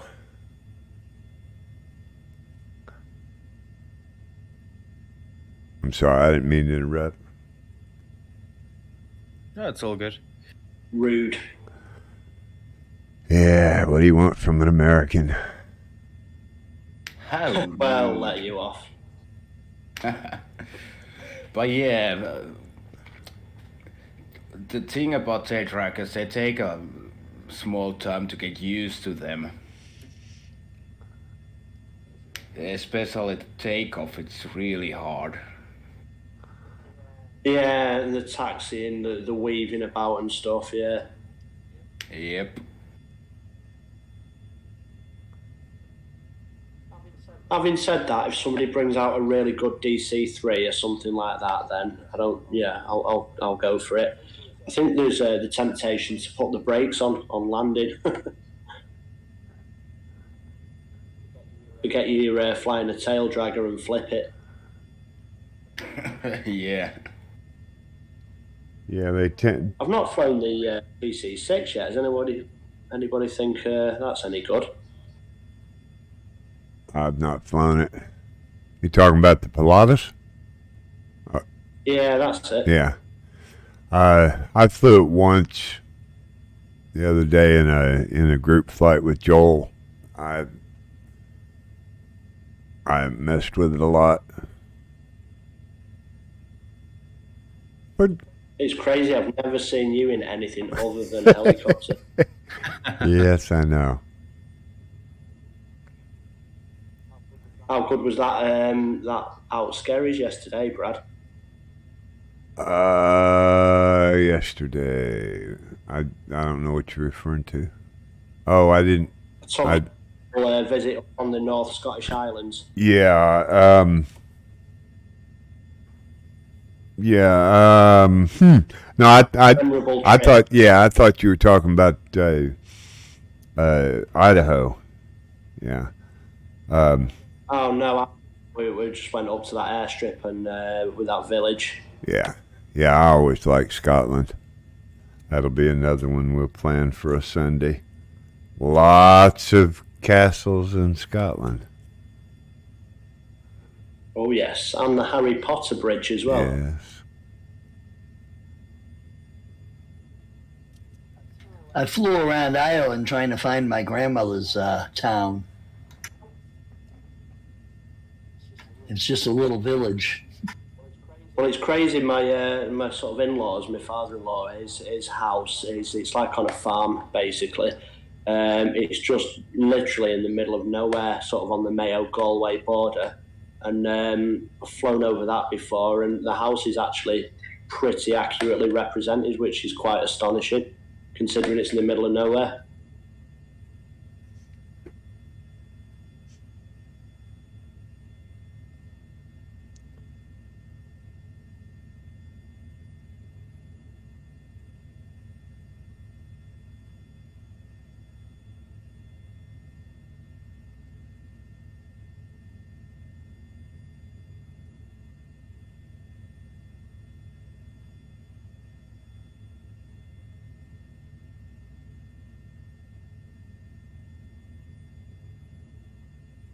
Turning final, runway 30. Whereabouts in Ireland was that, Matt?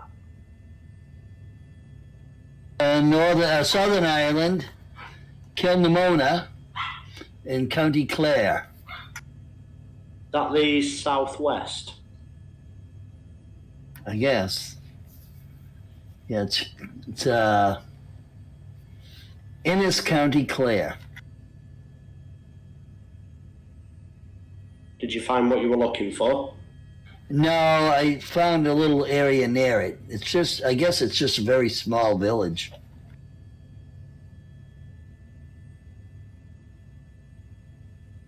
Hard to forget sometimes, like you're flying over these random places and you just think, well, in reality, they should actually be there in real life.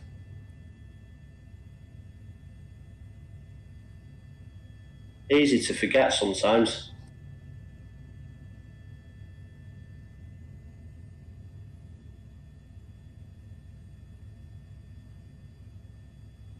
I'm on the base leg.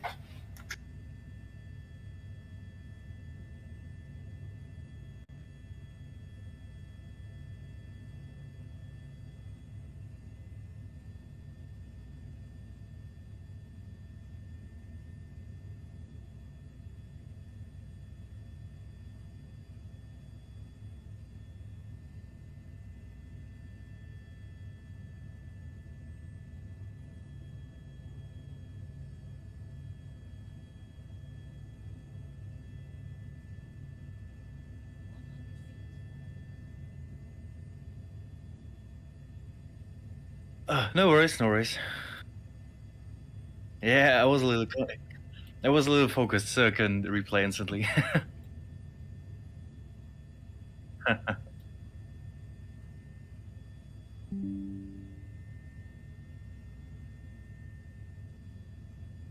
Here we go, and on the final.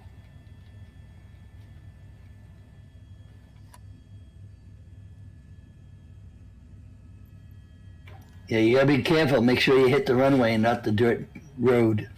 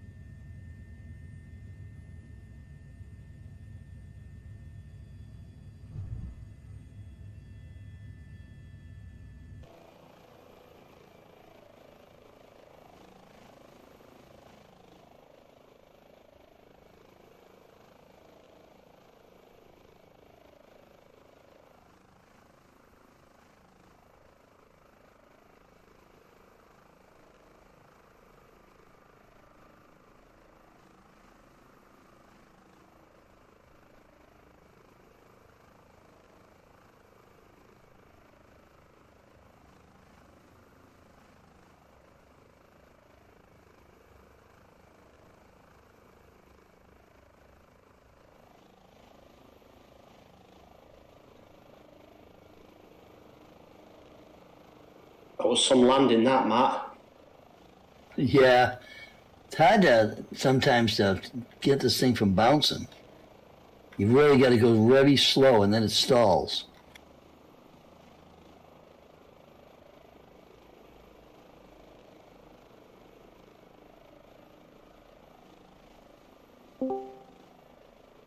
Yeah, I'm going down here by the house and park right there.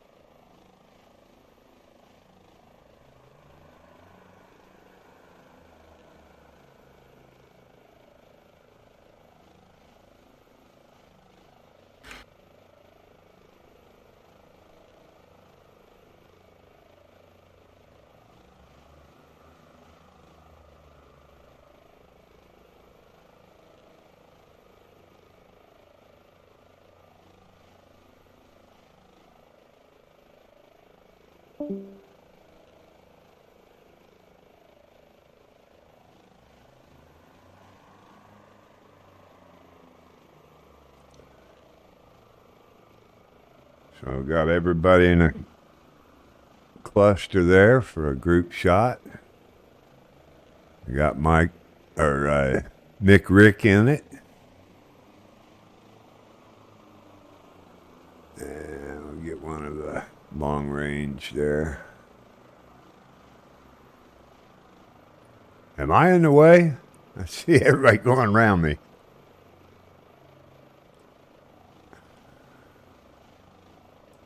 Right now, I can't see any name tags, so I don't know where you are. When everybody gets so close together, it's hard.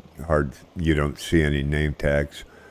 Have Ben Von Mahomey, Molmy.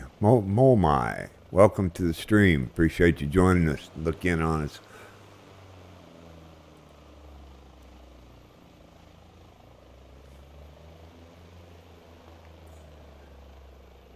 Oh, as the intensity builds up in excitement.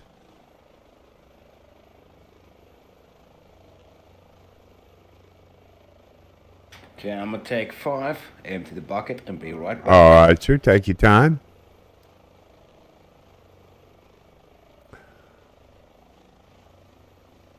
I think I'm going to excuse myself out for a moment and do the same. Take a little moment.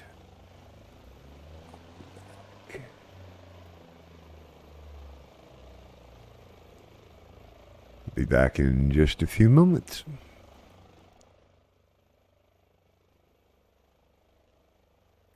Same bat channel, same bat time.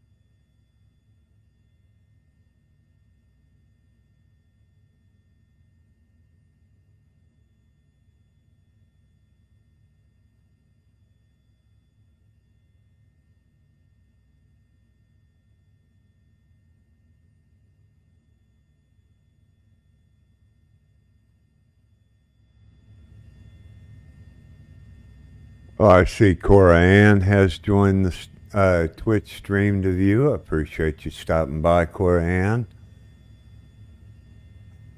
Looks like CACSIPS06 has joined the stream. Appreciate everybody stopping in to view. We'll get back on route here in just a few moments. Everybody's just kind of taking a little air break.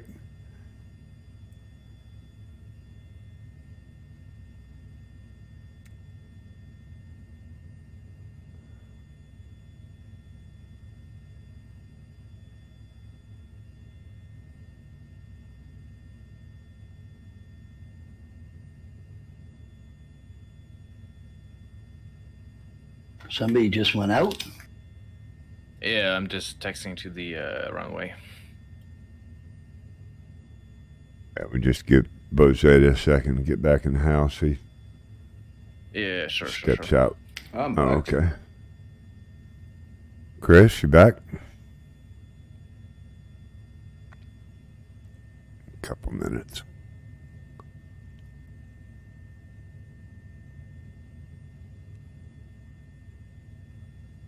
Well, that was Nylock that went out. Yeah, I see that.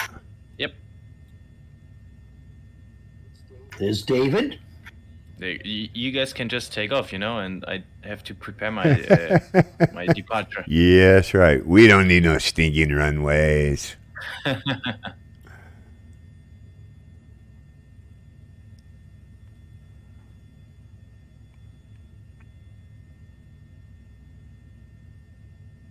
see what we got.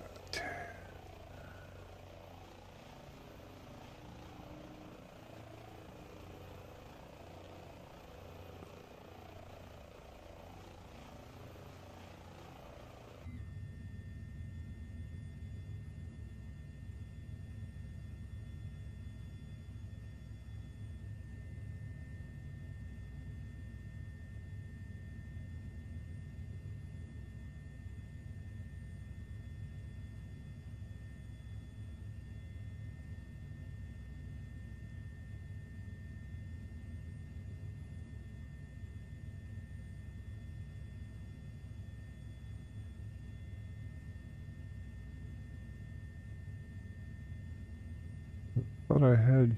It is. So why isn't it?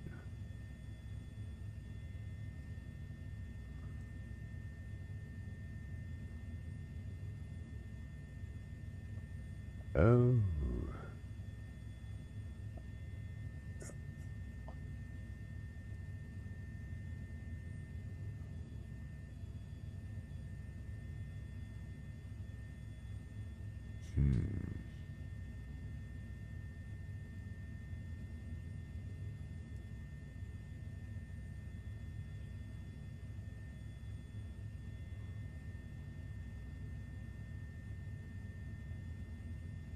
There it is.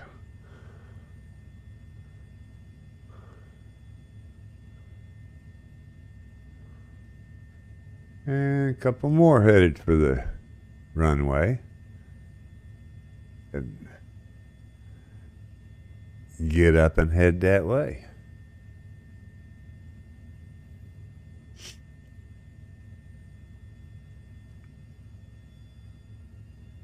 Okay, is everybody ready? Can we? I think so, yeah. Chris, All right. you with us? I am. Okay. I thought that was you pulling out.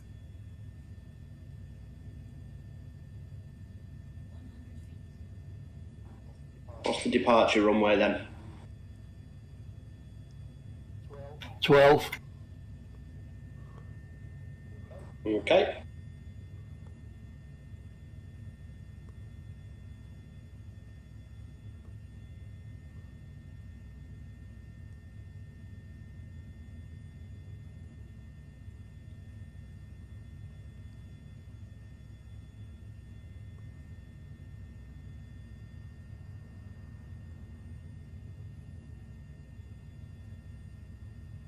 And truck mat, wheels up.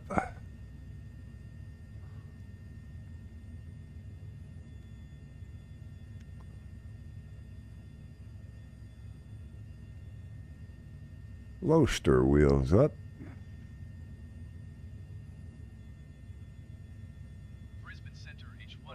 Okay, I need to. Can you hold over the runway a minute? I need to come back. Sure. What's up? I don't know. It's crashed. Just give me a couple of IKOs, 2 secs. Okay. Yankee Kilo Michael Bravo. No, we're at Yankee Kilo Oscar Whiskey. Destination? Yankee Bravo Sierra Golf. Roger, H145 Yankee Papa Echo.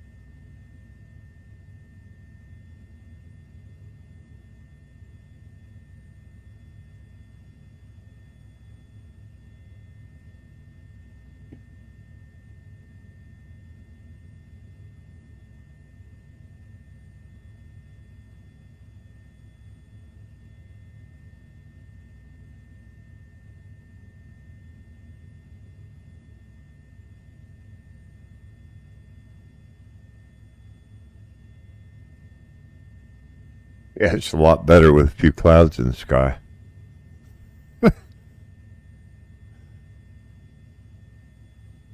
Yeah, same. I also like flying in weather conditions better than like just clear skies.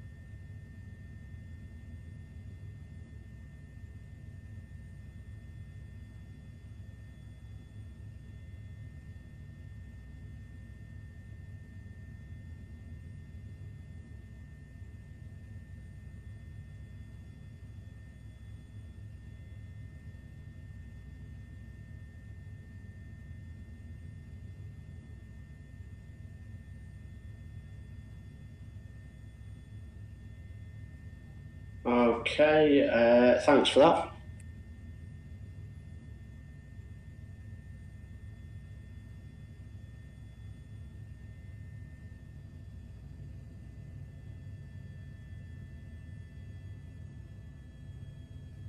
I don't know what happened. It seems to be any time I'm on the ground, Iceman. Yeah, I don't know what it is. So your screens went out again? Yeah, it just crashed, yeah. That's strange. Like you say, it's got to be a memory leak somewhere.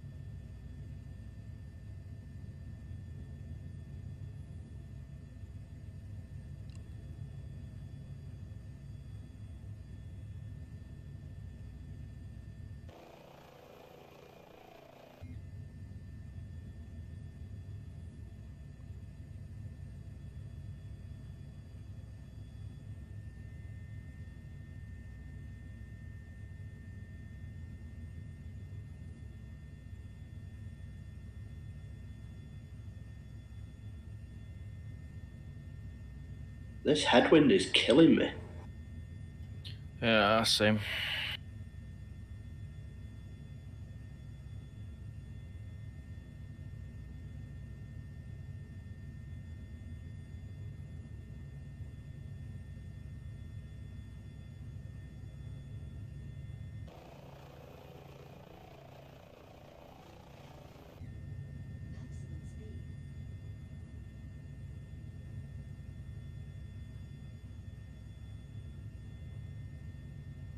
Yeah, it's what, 7 miles an hour?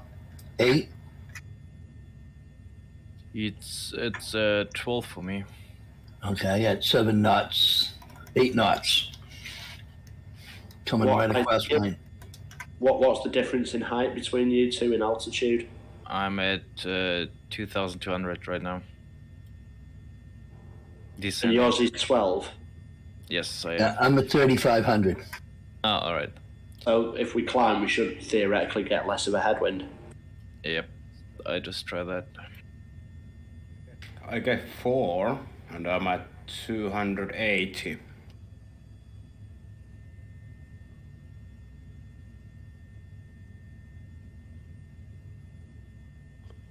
Well, I'd be glad to take some of that wind off y'all's hands. I've got a crosswind, but it's light. I don't get it. Mine just went up to 9.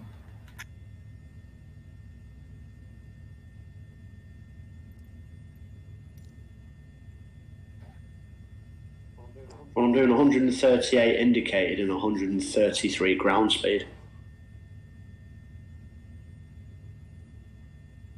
Huh.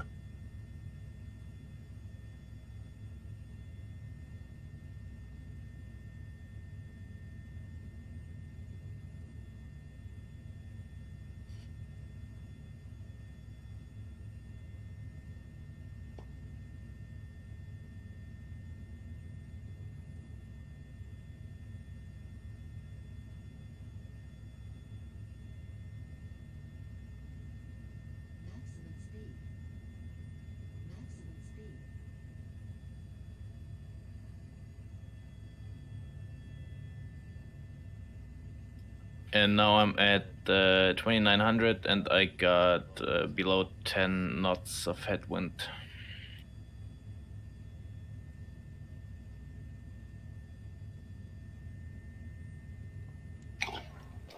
I'm going down to 1,600, but I'm at 21. I'm 20 now, and I get 13.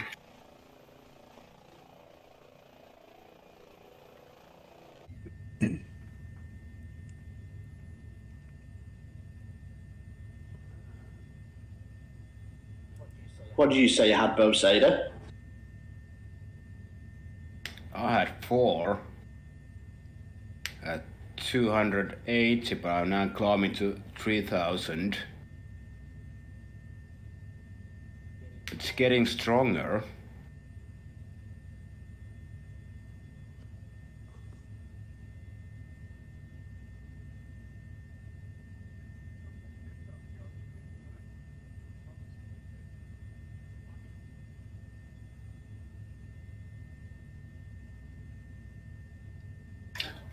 Yeah, I'm at 1,500, and I got 13. It's staying right there. Now I'm at 4,000 and I got 5 knots. So that was a good decision to climb a little. Yeah. I'm just going to drive. I'm going to land at the airport and rent a car.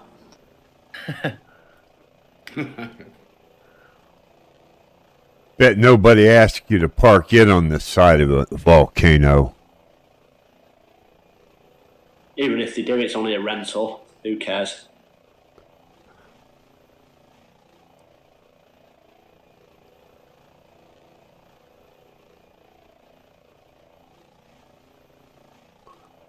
I'd say about that cupboard, I've had no problem getting on there.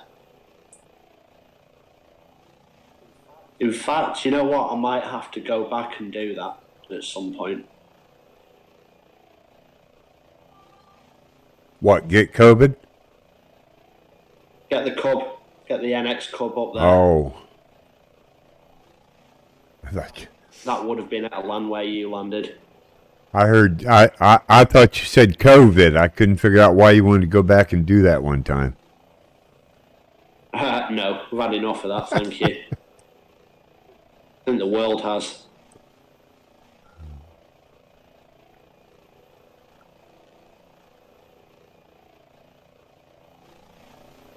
We passed the grim milestone of 150,000 deaths in the UK yesterday. Oh, nice.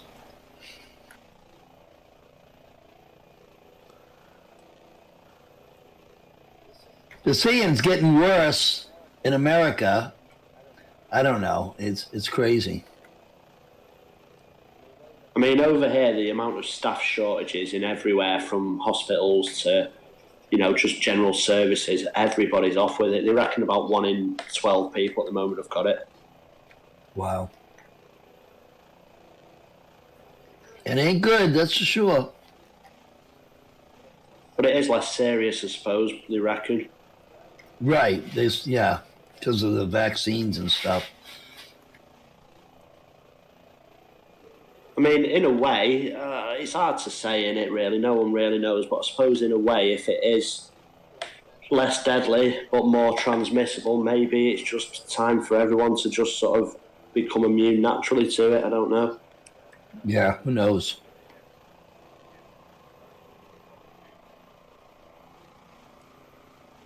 I have so many people have asked me for help, for money and stuff, I'm like, well, sorry, I can't help you because China doesn't allow us to send money. I can't even get you Western Union out of China. What? Why is that? Because they're making sure that their money doesn't leave their country. Oh, okay. When you send money, okay, when money is actually, see, that's not the Western Union way, but if money was actually to go outside the country, they have to buy that money back. Well, sorry, J Bob asked something on Twitch here. He's wanting me to tell a little about how I got started on the flight simulator. I put pretty much my background on the Twitch homepage.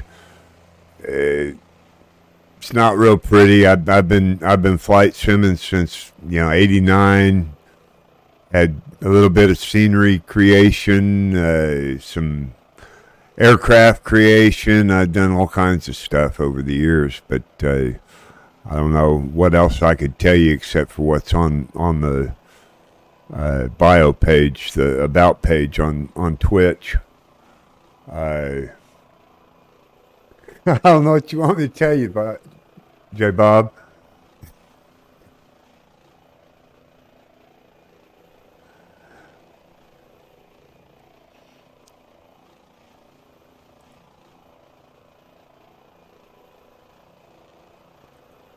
I had a pilot's license at 16, and I couldn't stick with that, so I ended up doing more, flight simming is what I ended up with. So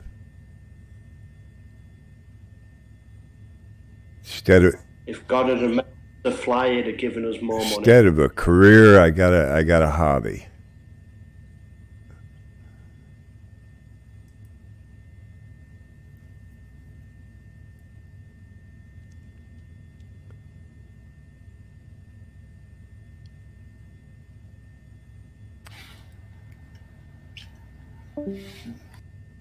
I was looking into a long time ago when I got out of the Navy, going and working at an airport. And I was going to go in Boston, Logan Airport, and work. But that didn't pan out. I could have run the airfield for them.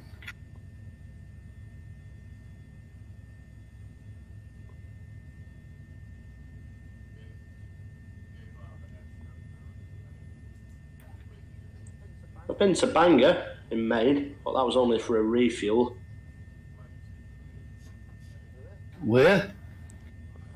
Bangor, Maine. Oh, Bangor. Is it Bangor or Bangor? Depends on who you ask. There's a Bangor here in Wales anyway, and everybody calls it Bangor. Maybe you pronounce it different. Well, they used to ask us, is the capital of Maine pronounced Bangor or Bangor? I said, it's pronounced Augusta.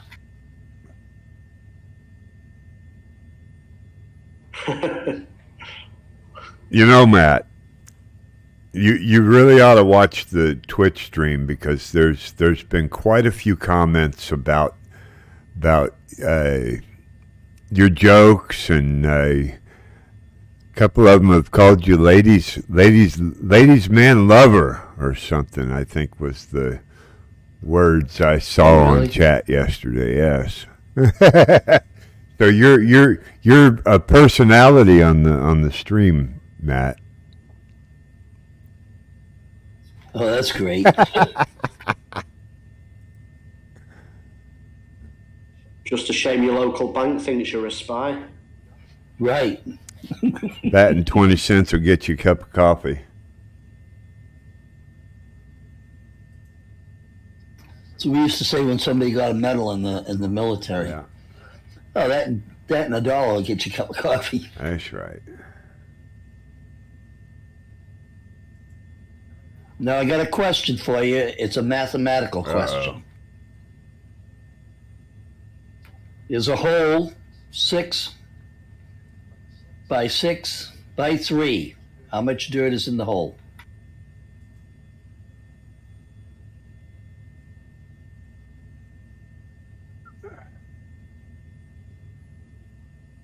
Don't know, is the hole full? None, because there is a hole. That's right. It's a hole. There's no dirt in a hole.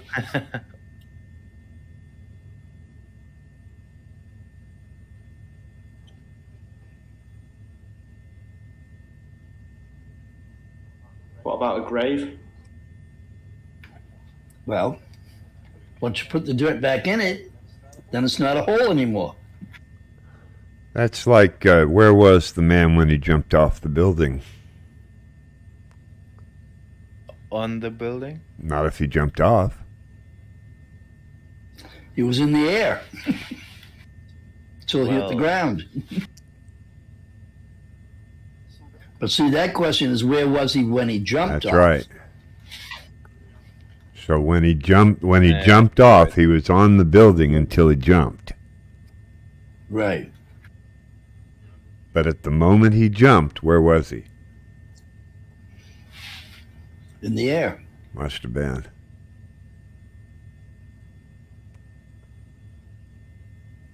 Mary's father had 5 daughters. Jane, Liz, Andrea, and Marie, who's the 5th daughter.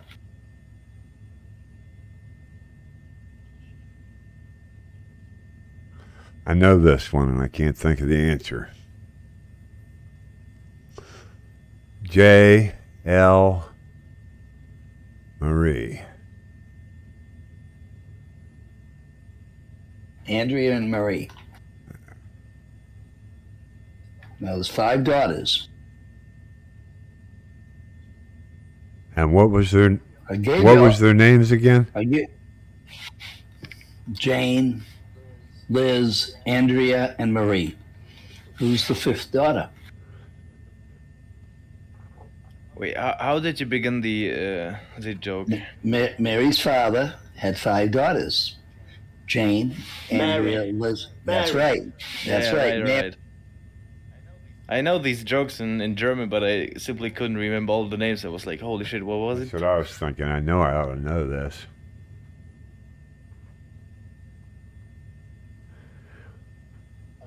I've seen these guys do this on YouTube, and they go around talking to people with the camera, and they're asking, I don't know. Like they ask, how many states are in America? And if you don't know that, I mean, they're in America asking how many states are in America. 52. Yeah, 52, just like the cards, right? No, 50 states. 58. They do that. I've seen that on YouTube, and it's like an American talk show. Isn't it someone like Jay Leno or someone that goes out and asks these questions as well? Well, yeah, some people. Yeah, Jay does it, and a couple other people. I said 50 states. Oh, okay. Yeah. There are 48 continental states. Jesse Waters did it too. Went out to the American public and asked them simple questions like who was the first president. And it's amazing how little Americans know about America. Well, it's amazing because they don't teach civics anymore. They don't teach history anymore.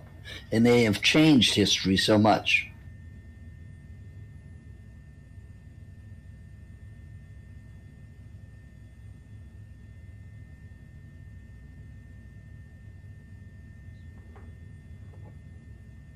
I learned history. We started in the 5th grade doing history, and it was mostly about the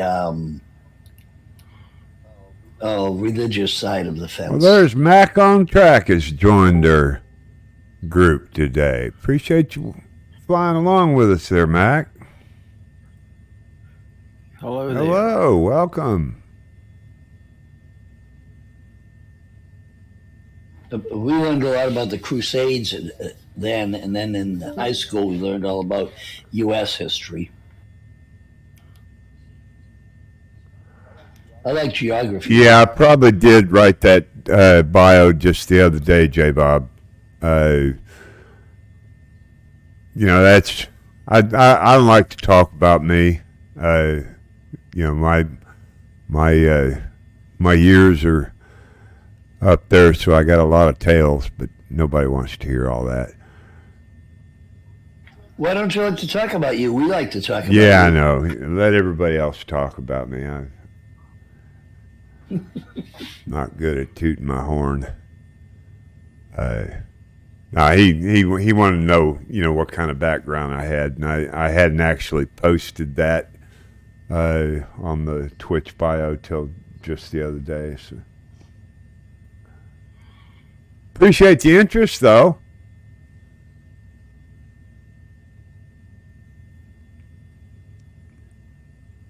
Complete Freedom, welcome to the stream. Welcome to the Ice Box, so we're calling it. The World Tour in the H-145 and other GA on leg 34 today. Flying from, you guys. It's Burketown, Australia to Sherburne. Sugar. I keep wanting to say Sherbert. Sugar.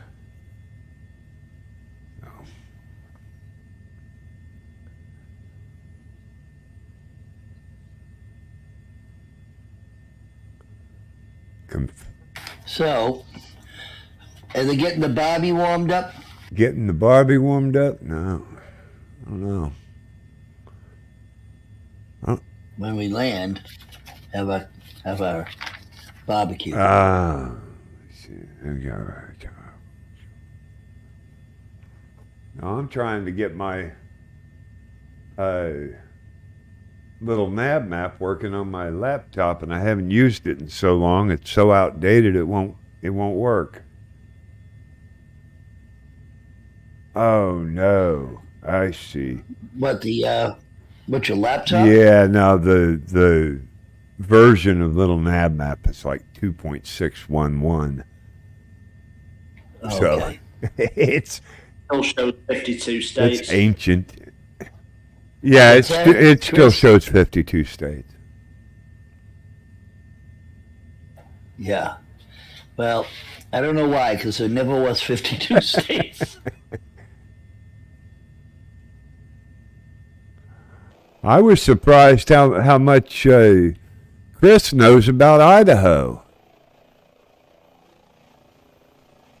Hey, they're going to have a party in Washington. What will Delaware? Idaho, Alaska.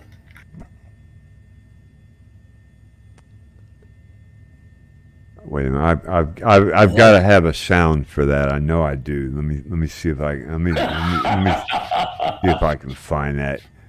I'm going to get one for your jokes. The symbols. That's going to be the next edition. You know, have a little drum roll. Yeah, that's a boom. Well, so long as he doesn't go to Bangor. As long as it doesn't go to Bangor. That's right. I've been there before. I used to stay away from Augusta, though. That's a busy little city. The Capitol building's there, and I went driving through there one day, and it was the day of the governor's son's funeral. I was like, oh, this is not good.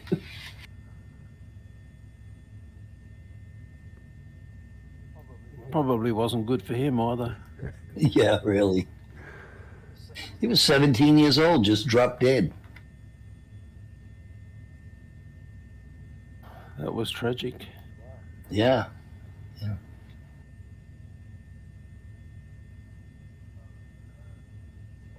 Well, that was a conversation killer. The governor's wife was a senator. Her name was Olympia Snow. We used to say Olympia Snow is slow in bed. Because she has a governor on her. What, 60,000 comedians out of work, and they let you move to China?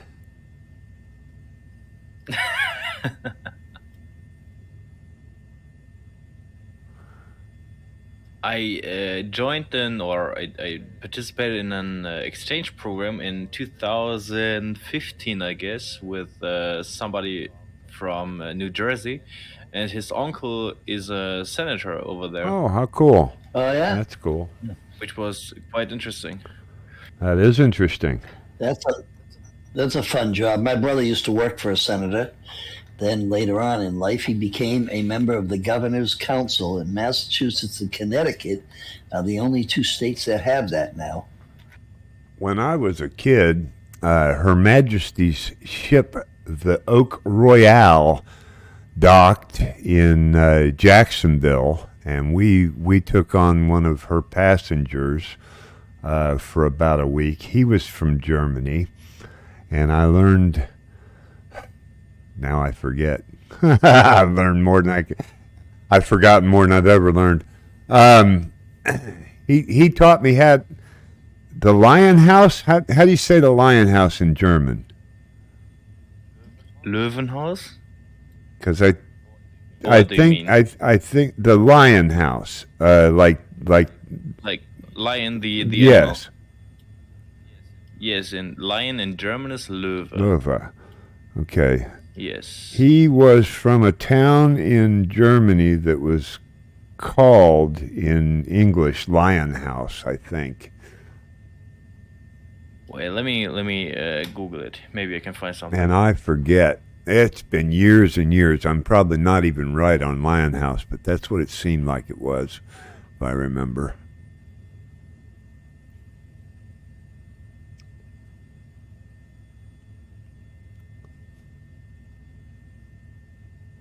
You say exchange program, that reminded me of that. But I can't find anything. Yeah, I don't know. My neighbor had a kid from Germany as an exchange student. It's only been 50 years. I don't know why I would have forgot it. Yeah, I heard that like many German schools and have like partnerships with American schools, and they do exchange programs on a regular basis. So my school does it every single year. Cool. Yeah, my sister took in a girl from Japan, I think. Oh, also very interesting. I can't remember if it was Japan or Korea. I can't remember which one, but she took in a girl, and the girl stayed about 6 months, and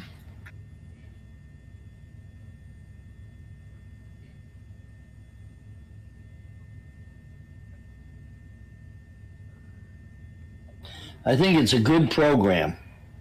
Yeah, definitely. It's like a great experience.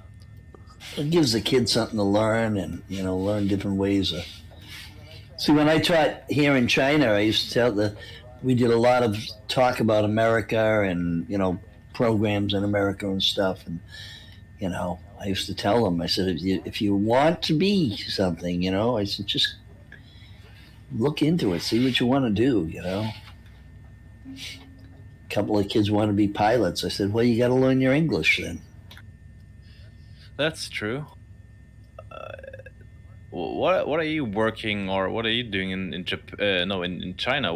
Why did you move from US to China? I was deported. Smitten. love smitten. Burn. He was smitten by her beauty. I was thrown out for bad jokes. Yeah. No, originally I decided to just come over and see for 3 months. I had a 3-month visa. I was going to stay a couple of months and just do a little bit of, sightseeing and stuff.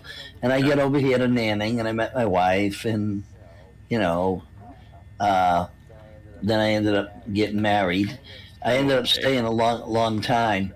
So I was here the first 2 years, and then my brother got sick, and I went back, and I stayed there for 5 years, brought my wife over to America, and we drove in the truck for 5 years. She had a job working in a hotel at the time, casino hotel. Then she did that for a year, and then we went riding on the road for 4 more years, and then we came back. That's quite interesting. Yeah, all the guys, I know guys from England and Australia, and I got, before COVID came around, we used to go to this one restaurant called Just For You, and it was great because it was a big crowd of foreigners and Chinese people. The mayor of the city of Nanning used to stop in, We used to have a good time. Yeah, I can imagine. The men would sit outside, the women would sit inside, and the women, when they were done eating, they'd sit there and play cards.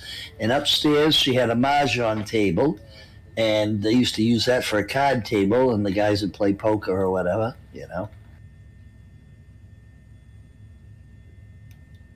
But we used to sit out, and every Saturday and Sunday, we had karaoke. That was a lot of fun, The funniest thing is seeing a Chinese guy singing Country Road.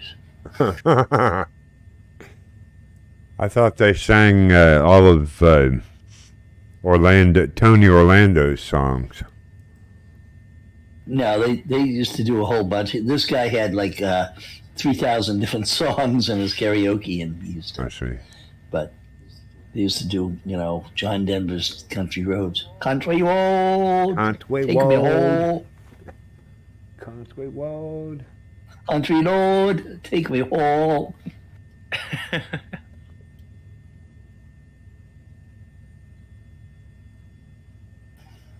But hey, they had a good time.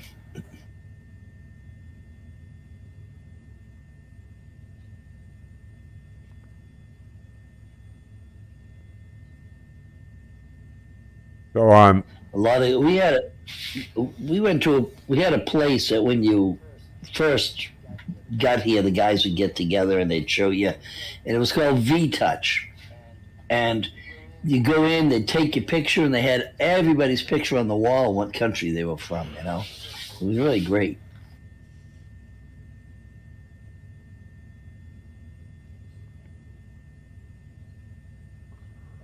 But things have changed a lot. I can't remember. Did I post Sunday's flight yet? I think I did. Not yet. I didn't? Okay. Didn't a lot before we came on. It wasn't there. Yeah. I couldn't remember if I posted it or not. It's a shame you didn't get across to the East Coast before you went north, Ice. I'm sorry, say again? I said it's a shame you didn't get across to the East Coast before you went north. This is pretty much the same all the way. You know, we really just skirted the top of Australia. The original flight plan had us running all the way around the bottom, you know, all the way around the continent. And my problem with that is there's so many miles and it's going to take so long to do. I want to be able to touch, at least get on, you know, every continent. And I'm going to end up having to leave New Zealand and, you know, the majority of Australia out. But I've got there's a lot of scenery for those areas. And I think we can include that in our Sunday flights as a feature flight as opposed to, you know, straight ahead, no tourism or anything. I think we'll fly that on a Sunday flight. I understand. Like Gazmat said, you've got all like the Gold Coast, haven't you, and the Great Australian Bight, you know, Melbourne, Adelaide, and all sorts. Yeah, I know I left a lot out cutting that bottom, but that was another month to run around the bottom of the continent. And yeah, I think the Sunday idea is a good one because by then as well you'll have the World Update as well, won't you? Right. Yeah, I'd really like to go to New Zealand and do a Sunday flight down there. Right now, Chris has put together a base for a flight plan. We're going to fly Sunday in Idaho, in the state of Idaho in the U.S. Potato world. You coming on this one, Matt, on Sunday? I probably will. What about you, Beseda? I'm in. Awesome sauce. What time is it going to be? 12 o'clock. And of course, everybody else in the chat as well, of course. Everybody's welcome. 12 o'clock on Sunday. UTC? Okay. It's 1700 UTC. All right. 12 o'clock, high noon Eastern.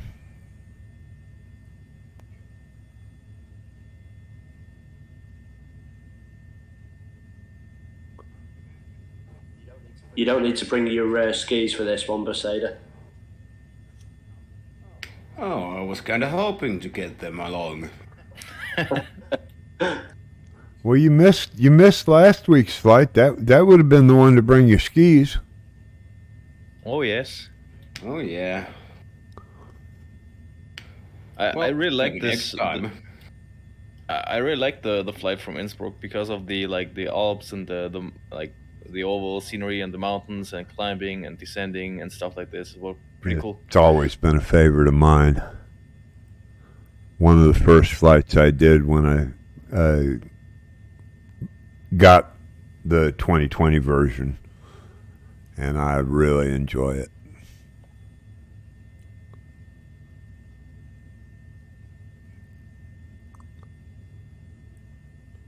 And I think those green hills that I was thinking of are going to be Scotland.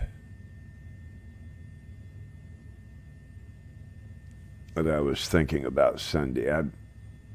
I was sure that it was just right there adjacent to France and all of that in the Alps. Scotland. Scottish. They're hard to understand sometimes. Sometimes. Yeah, If they're sometimes. drunk. What's that? Which are hard to understand if they're drunk. Oh! So from any time from 9 a.m. onwards then, pretty much. Pretty much, aye.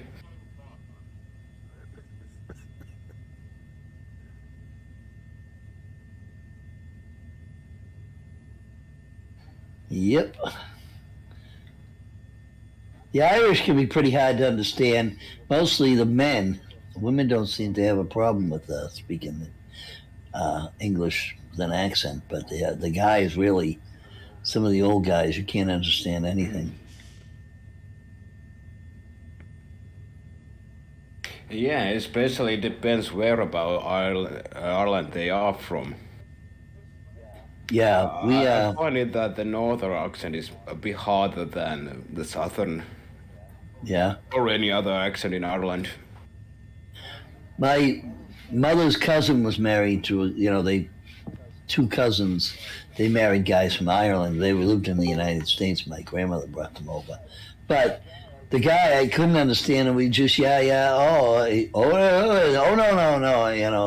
And then, he really started to understand him. And just as you started to understand him, he died.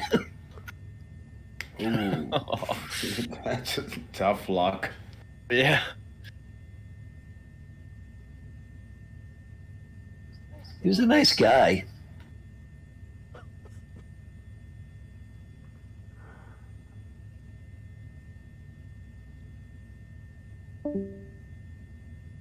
Who was that? Serena leave?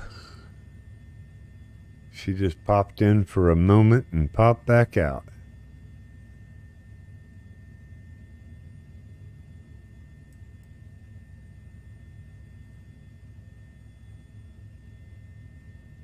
So Maybe she didn't like I'm Irish. kind of disappointed here. I thought we'd see some kangaroo. You got your fauna on? Yes, I've got them on 100%.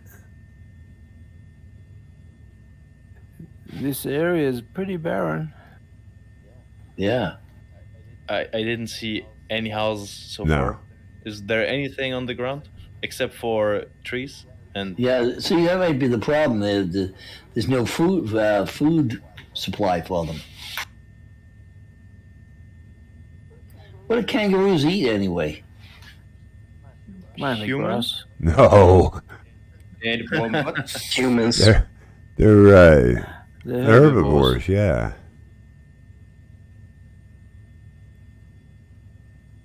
They eat trees and plants. There ought to be a bunch of them here in all these trees. Yeah. I think there's a Oh, bit more you- tree here than there should be. Yeah, I figured it probably was. Need to call a Sobo and tell them, hey, get some kangaroos in there. The crocodile Dundee. Yeah, Crocodile Dundee. You get plenty of those down in Florida.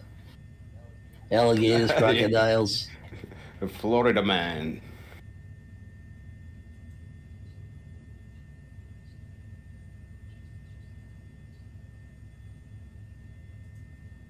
They had a girl who went down by the water and she got, chewed up by a crocodile, and then her parents tried to sue the place that, the area they were in, tried to sue. They said, "Look at the signs everywhere, and your daughter wandered off because you weren't watching her. That's your fault, not anybody else's." Oh, you were going to say then that they tried to sue the crocodile? No.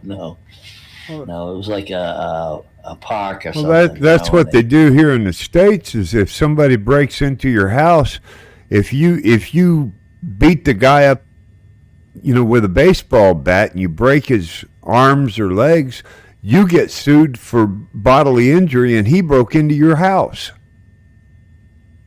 I thought you could actually shoot them on sight if they broke into your house in the US. These days, every state is these different. days you better. It's called stand your ground laws is what they call it. But these days you better shoot him, because he's going to sue you if you don't kill him in your front doorstep. He's going to sue you for beating him up and win. Yeah, but he's got to be in your house when you shoot him. And if you shoot him and he falls out of the house, then you get in trouble for that. Oh man, I'd have such a big list of people I'd be inviting round to my house. Come on over at 3 a.m. We're having a party. Just walk right in. Yeah.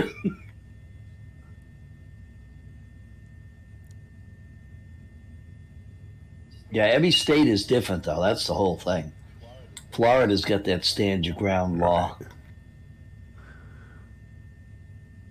And you're still going to go to jail for it. You go to jail overnight, have your charges given to you, and then see the judge about it. But legally, you're supposed to be able to get away with it.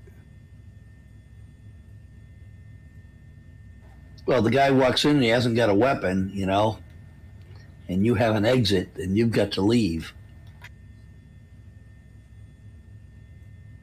Not in my house. Yeah, the law is pretty silly, to be honest, when it comes to that. Well, yeah, I understand. The problem with it, it's like... There's a familiar voice. The people who are, I don't want to say gun crazy, but there's those people who ruined it for everyone. Like, there's some people who, there's a guy walking by their mailbox. Oh, gotta shoot him, Another world's heard from. Good afternoon, Steve. Hey. Yeah, I've been here.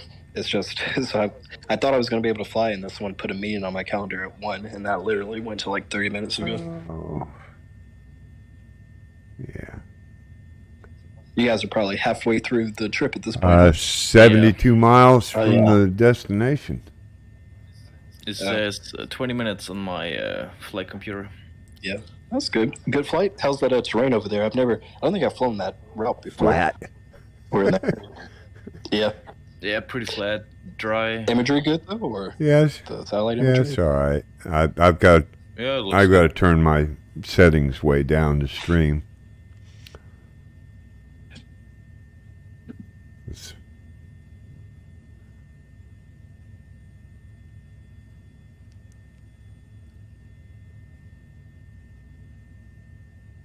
Yeah, the gun people are getting really crazy now. They're getting out of hand. Like, I think we Europeans will never ever understand what's up with those guns. Like, nobody in the EU or in Europe owns a gun, and you guys, like, everybody has one. Yeah, well, I'm glad you mentioned that, because I was going to say, like, but you guys, you have the knife issue, right? Like, there's so many knife-ins and stuff like that all the time. Really? I don't know. I don't own a knife, and I don't know anyone who does. Yeah, well, you're probably not a hooligan. It's like, yeah, true. I'll watch these things, like, on the news sometimes, and, like, I always see, like, these crazy, like, knife stories, and it makes sense because they have gun control, but, I mean, I'd rather deal with a gangbanger with a knife than a gun, to be honest. Yeah, big thing in the UK with knife crime, especially in the cities. How many people can you kill? How many people can you kill in 2 minutes with a knife? Not many. Good question. But You know, I mean, and look how many people you can kill in 2 minutes with a gun. You know. Yeah. But hey, I'm all about protecting yourself. I mean, that's the thing. Like, I wish everyone could just do the right thing, right? Then we wouldn't even have to have these discussions. That's right. Well, you know, it's gotten out of hand. It really has. Yeah, but I think we have a lot of guns here in Finland because we do a lot of hunting, but we don't have that many shootings. But it's probably because we got strict laws. You have to keep your gun in a locked case, and you have to apply for a permit. And most people been to the army, so they know how to handle a gun as well. And where are you from, Poseidon? Finland. Oh, nice. See, Massachusetts is very strict on guns. You have to have what they call an FID card, Federal Identification Card, that they get you, and they do a background check. And if you get caught with a handgun and you're not registered or something, you go to jail for a year or two automatically. Doesn't matter. The judge has no say in it, you know?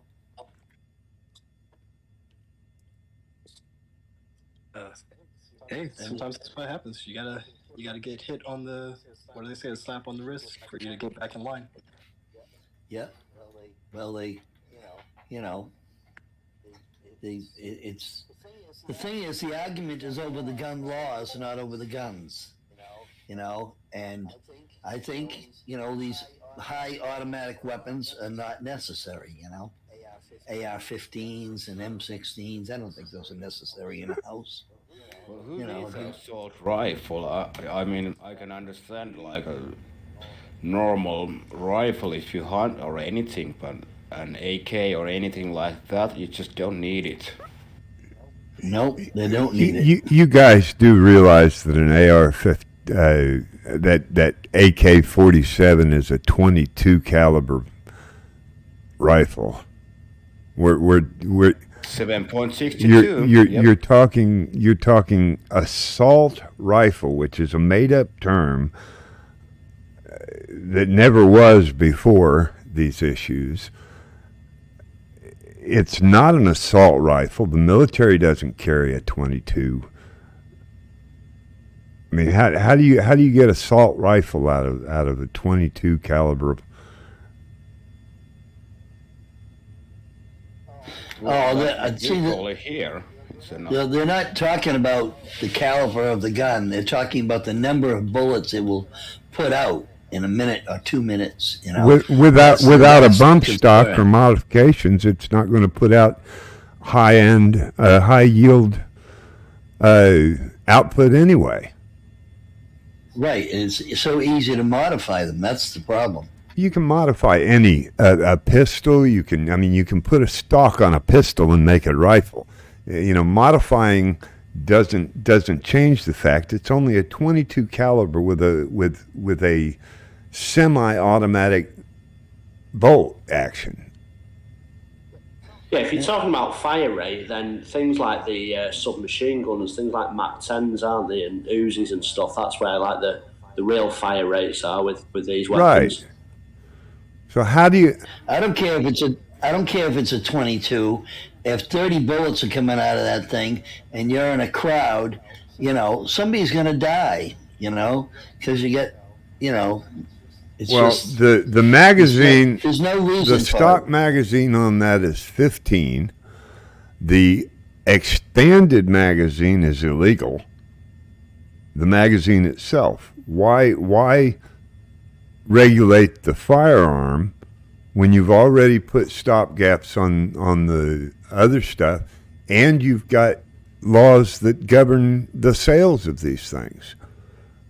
See, I'm kind of in the middle of both of those opinions. So I also agree. Like, what do you need one for? Sure. Type thing. That's right. I'm more in that court. A 62 guy's going to come through your door at once. One guy and a handgun. like a 9 mil or something, you can stop somebody with that. And more accurately than trying to raise a rifle at them in your front door. Yeah. I mean, all right. What do you need a handgun for? You know what I mean? Yeah. No, I get it. And I understand, too, some people want to do it recreationally, which like me, to be completely honest, I'm more on the side of, and when I say gun control, I don't mean like, oh, you can't have this type of gun, more just in terms of like better background checks for the people who get them. Like, and I think that benefits everybody. It benefits the public who doesn't want to deal with gun crazy people, and it benefits people who are crazy about guns, because at least then you don't have bad people going out and making this to a thing where you even need to have this argument, because that's the only reason we have these arguments is because of the school shootings and the mass shootings and all that. If there's better protections to keep it from those crazy people, then this conversation dies down and goes somewhere else. They'll find something different to argue about. I like what New Zealand did. They really put a stop to it right away. What did they do? They banned a lot of the high magazine rifles and all that. And what they did was they put limits on it. And it was like 2 days after the shooting, their legislature went in and they said, this is what you can have. This is what you cannot have. And you cannot modify this or this or this. And they just went right through it. And they said, that's the law and that's the end of it. And they haven't had one since. Huh, interesting. See, the problem with us in America is that it's written into the Constitution, with the right to bear arms, and that's what people always fall back on that. You're invading on my constitutional rights, Am I right in thinking that is it the NRA as well donate massively to political parties? Yeah. Oh yeah, they do. They're heavy into the political parties, like the lobbying and all that. Yeah, I'm not gonna lie. I would love to go to a gun range and shoot off a few rounds. I'm sure it's a cool experience, but do I need it in my house? No. And I mean, I don't even now. I don't have one, and I don't want one. Like I've been back and forth on considering it because I have a young child. I have a 4-year-old daughter, so I'm like, I don't want a gun in the house. I know you can put it in a safe and all that kind of stuff. It's just like the thought of it being in there and something going wrong always kind of weighs on my mind. I agree 100% with you, and I know I sounded off and sounded like I was a proponent. Personally, I don't believe in raising a gun at another human being for any reason, shape, or form. I believe I'm protected by stronger forces than that, to come to that need. But I have a 22. I have a 22 pistol. It's a single action pistol. I had it on the farm, but on the farm, but I don't need it here in the apartment. Well, I got you. Yeah, that makes sense. I mean, hey, I'm not against it. Like I said, I'm pretty much right. I just never understood how they get the AR-47, the AK-47 as a assault rifle. That just doesn't. It's the idea of killing many with, You can do that with a hatchet or a machete, though, Matt.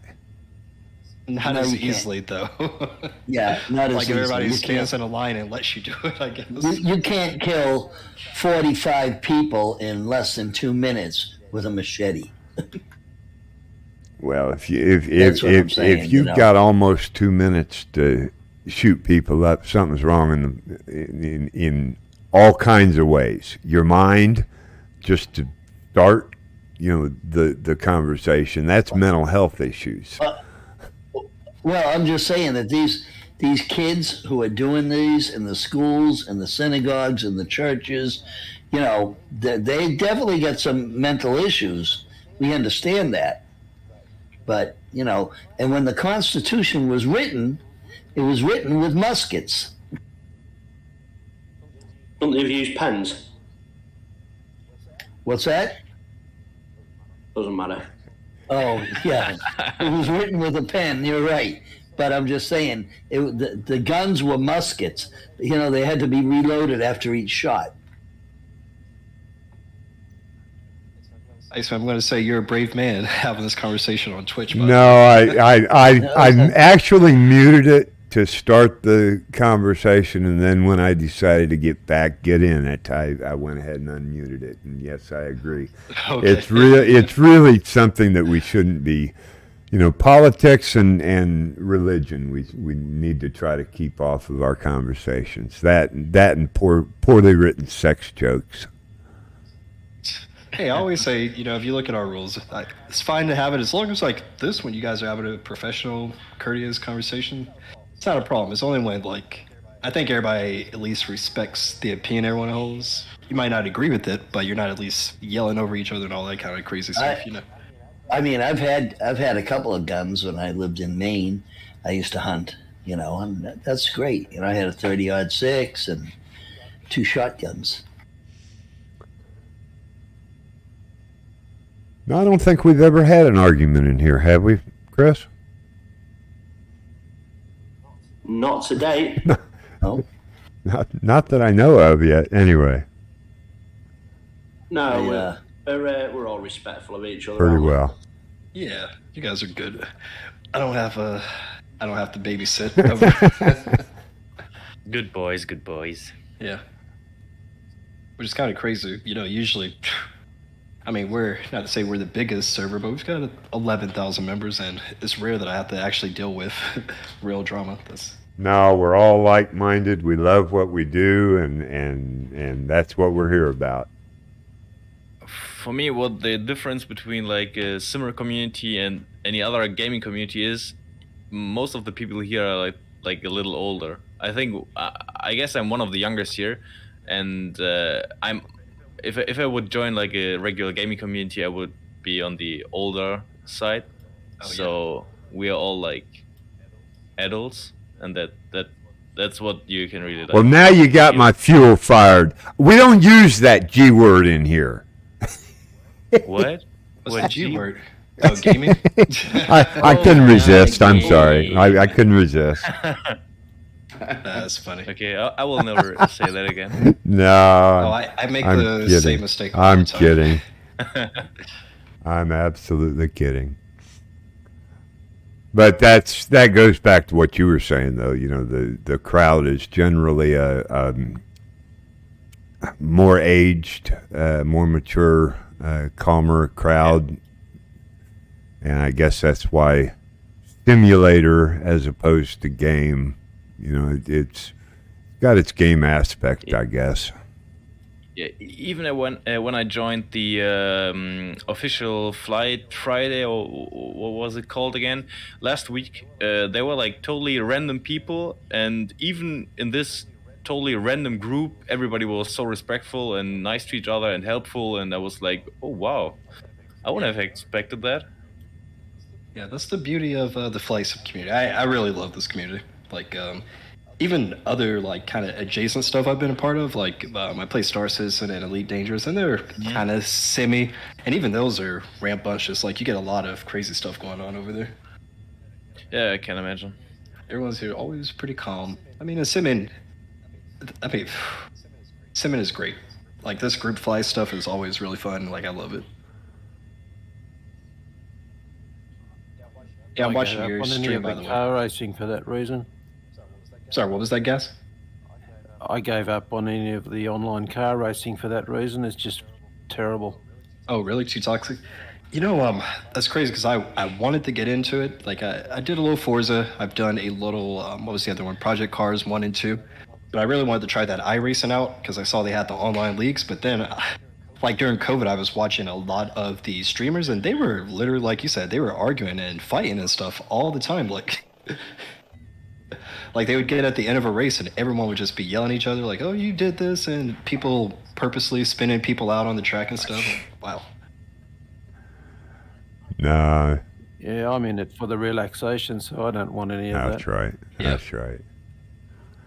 Yeah, it's kind of weird. You don't really have any of those type of games. Like, obviously we've got Flight Simulator where you could fly around the whole world, but you don't really have a racing title that is more geared towards just like same thing, like car simulation, but not necessarily the racing side of it. Just like, hey, maybe I want to drive down I was going to say I-4 here in America, but like maybe I just want to go driving.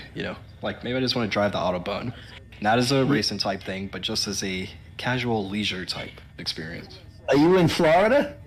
Yeah, I'm in Tampa. Okay, when you said I-4. Yeah, Yeah. Malfunction Junction. I was a truck driver. I used to get down there. Oh, okay. Yeah. Yeah, I think we talked about this last week. I'm in trucking now. Yeah. Yeah, good thing you got out, man. These past couple years have been rough. Oh yeah, I can imagine. I got out when they started the mandatory electronic units and everything like that. Really, I mean they made it a law. Yeah. So you got out recently then? Maybe like what, 5 years is when the ELEs came in? Yeah. Yeah. Yeah, we saw a big exodus, but I understand, man, because it used to be like that's how you have to make your money. You gotta, I hate to say it, but you gotta fib the books a little bit, I appreciate the follow, Steve. Of course, brother. Of course. I got my first subscription today. First Oh, two nice, dude. subscriptions today, which is that's Congratulations, exciting brother. for me. I didn't even know you had this whole setup, man. I had no idea you were doing streaming. Oh yeah. I'm trying to stream. It's been tough. My computer's just not really big enough for it. I've ordered. I'm telling you. I've ordered a game capture card to go between my laptop and my tower, so that maybe I can relieve some of the resources. Oh yeah, that'll work. Yeah, but from what I'm watching out, man, the stream is actually pretty good. I know you have to reduce your I quality. see Nylock. What? I see Nylock. He's getting ready to get down. Yes, sir. Well, I'm getting ready to go I in. appreciate the kind words. It's like I said, I'd like to see it with a whole lot better graphics instead of this, and what I'm running now, it's just not really acceptable. Another week or two. I got the part on its way. See, Matt, you're in the Baron. It's one of my favorites. Yeah, I like it. Yeah, the Baron, man, when I first started this sim, like me, the Baron, the G36, like I really was all about those small GA planes.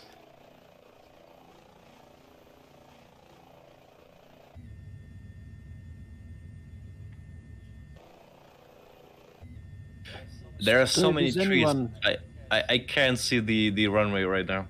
Huh. And I'm 3 miles away, so pretty close. Wow. Steve, is anyone reporting issues with the VR? No, I haven't heard anyone. Well, let me not say I haven't heard anyone. I've seen a couple of messages, but I haven't seen anything consistent though. Like if you look at the VR community channel, it's been pretty light in there, so we haven't been aware of anything like majorly broken. But what's the issue you've had? It just seems to be much harder to click on things than it used to be. Yeah, see that I have not, but I'll let the team know. That's covered on so that's not on the coding side, so I don't have a lot of insight into it. That's more on the modeling side, because there's a to not get too advanced, but pretty much everything you see in 2D, there's like a separate version of that for the VR.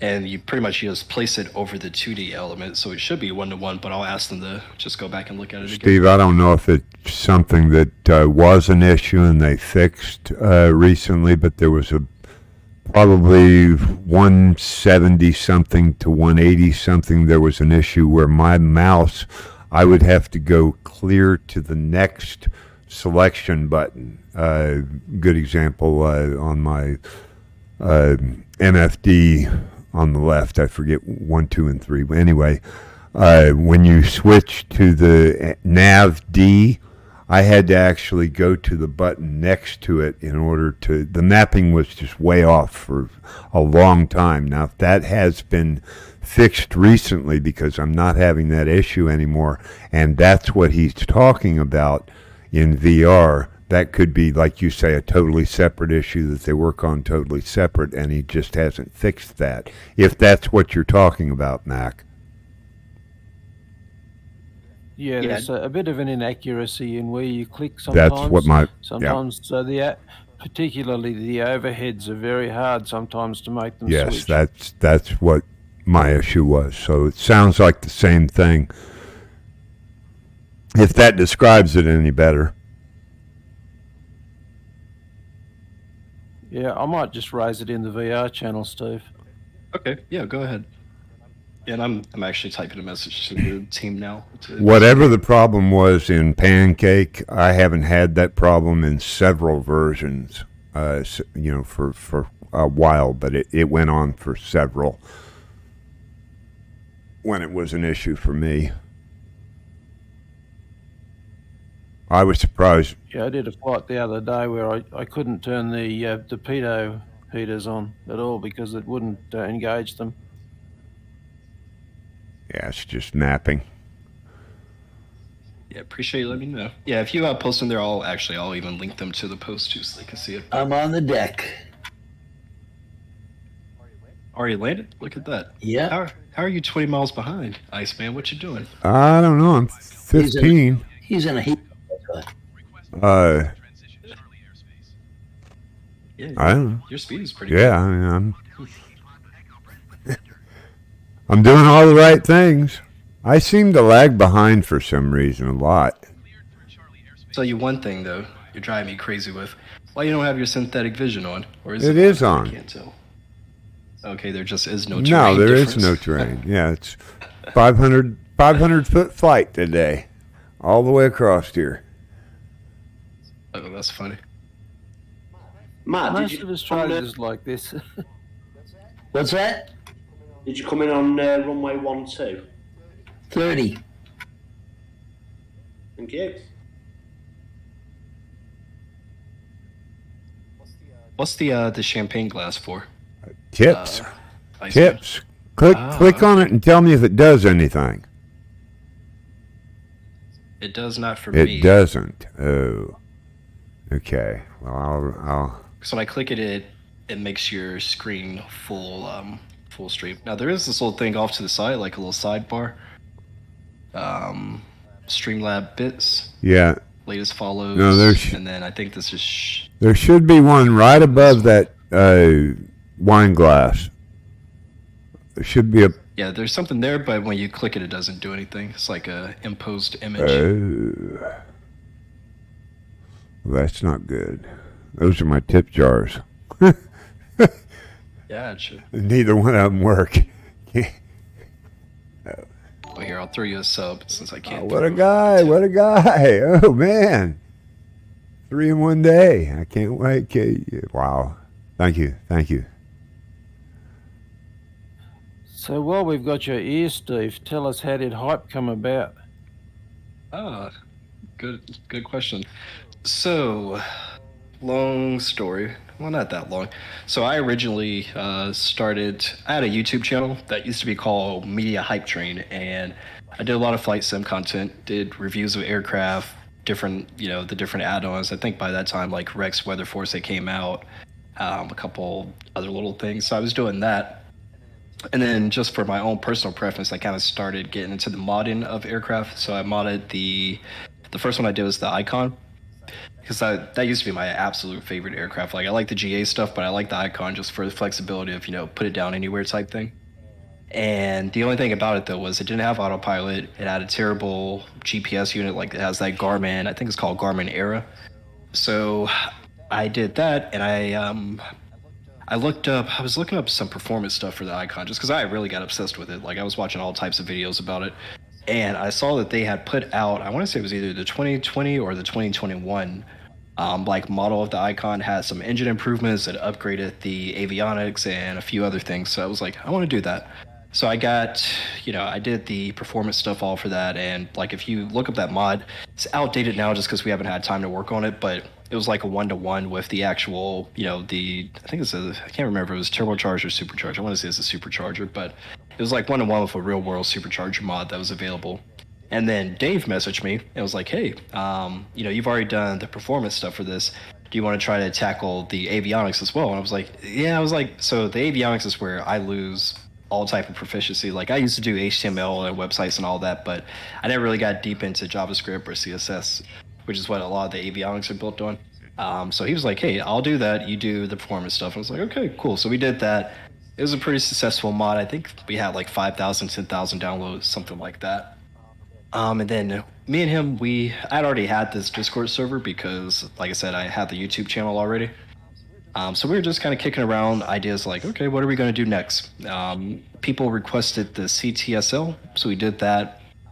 I did one for the India Foxtrot Echo Long EZ, so we just kind of started on this path of doing performance and avionics mods for other people's aircraft. And then somehow, and I honestly, I cannot tell you where the idea came from, but somehow, like, I saw this video on YouTube, and it was Destroyer, so Destroyer 121, and he does a bunch of FSX imports. So, like, I can tell you guys on the gray market, black market side, if there's ever some type of FSX plane that you guys own from back in the day, and you want him to tell you how to get it working with Microsoft Flight Simulator 2020, he'd be more than happy to help you out with that. But he had uploaded, I want to say he showed off like a video of a Huey or something like that. I can't remember specifically what helicopter it was, but he showed off that, and we were like, oh, okay, that's cool. We didn't know that there were helicopters in the sim. So we reached out to him, and we're like, hey, let's make this an official thing. Like, let's build a helicopter together. Through that, we kind of found out, like, you know, what he had did. He had just done like a simple port to get the model in the sim. He hadn't done any of the flight dynamics or anything. So that's where me and Dave, you know, we started working on it. If you were around like at the very beginning of the H135, like we didn't have the custom flight model. We were still using the Microsoft Flight Simulator flight model. We had just figured out, you know, like you can turn an engine upside down. There's all types of other crazy physics stuff you could do, but to really make it a real deal thing, we had to develop the helicopter flight model ourselves. So that's where Dave came in. He did all of that, and pretty much since then, you know, we finished the H135 off. I want to say we first released that maybe February of 2021. We might have closed the book on that maybe around May, because I think by May or June we had kind of announced that we were going to do the H145. So I think that's kind of the lineage of it, but that's pretty much the history. Yeah. Hey, Chris? Yep. You might want to come in on the other end, because I've been taxiing a long time. Okay. Thanks, Steve. That was really enjoyable. No, it was not. I am not a good storyteller, and my other No, it weakness was. is I don't talk about myself very well either. So It's a lot of good information, Dave. yeah, Steve. It's really interesting. yeah. But that's how we started, man. And now we're rocking, and we're not going to be finished anytime soon. I think we've got some welcome surprises coming soon. I think people are going to be happy about. I think so too. Don't feel obliged to answer this if you don't want to, but how many 145 flyers are there? Thousands. Yeah, I figured that. Like I said, thousands.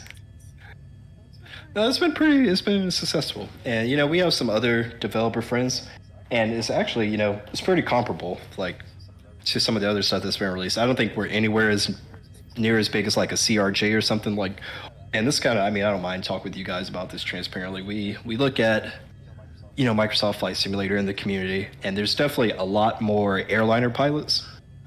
I would say probably in terms of popularity, it's probably airliners, and then I think GA and helicopters are probably about neck and neck, to be honest. Like,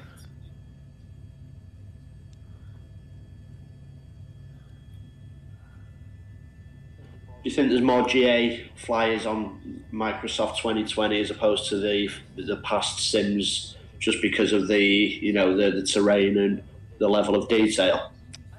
I think so, and it's funny. We were having this conversation internally earlier, like just as friends, kind of just shooting the spit, and we were talking about like our own personal preference. And like Dave, he came from P3D and, you know, some other sims, and he was always an airliner guy. Like, he loved the airliners, and I was similar. I always loved airliners too, but the thing about it is, and that's just my personal opinion, feel free to disagree, but I feel like for airliners, once you master like the whole thing about VOR navigation and you master ILS, you know, ILS approaches and everything like that, there's not that much else to do. Like, when you get on a flight, you've got the 10 minutes from takeoff and the 10 minutes from landing that are really the most important, but everything in between for cruise is pretty much autopilot, right?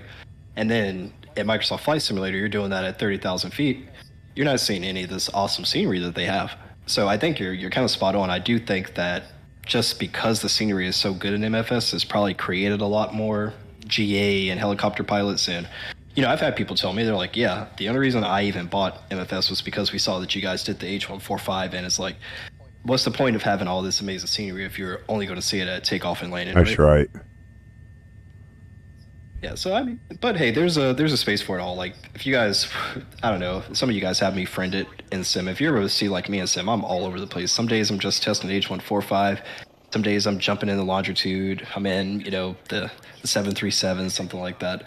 So I do still like to stay proficient with the, the airliner type stuff, but I personally enjoy the GA and the helicopter flying a lot more. Like, even when I fly the H145, I barely use the autopilot. I'll use it for like setting altitude or anything, but I really do enjoy the hand flying stuff. Yeah, I like the GA better because in the airline you're just sitting there going by, nothing's, it's just clouds, Yeah, I think one of the things that they need to make airliners more exciting, and even in GA stuff, they need a better failure system. And that's not a complaint. I just think that it's got to throw some oddballs at you, like some curveballs. You need some stuff to, like you just said, like you're not doing anything when you're in an airline. Once you figure out how to take off and land correctly, everything else in between is always pretty much the same. Even if you do get through bad weather, okay, you're in bad weather, but autopilot is flying the plane, not you. You need. You can set up failures, can't you? You can, but they're limited. I think it's only engine. There's some and that, again, not a complaint against MFS. There's just not a ton of them. Like, I'm looking, and maybe failures isn't even the thing that I'm trying to say. Like, the conditions itself. Like, if you've ever, one of the things that a lot of people did, because I think it was just the time that 2020 came out, was maybe August, September of 2020. There's a big hurricane that came out like it was released. There was a big hurricane right after the release of MFS 2020. And if you flew into it, it wasn't even that aggressive. It was like, okay, the only thing that's impacted here is visibility. Like, you need that. Like, if I'm flying, I want to have to change the way I'm flying because of turbulence or the weather or something like that. Like, I like that challenge. Yeah. Yeah, I can see doing a hydraulic failure or something, or engine blows.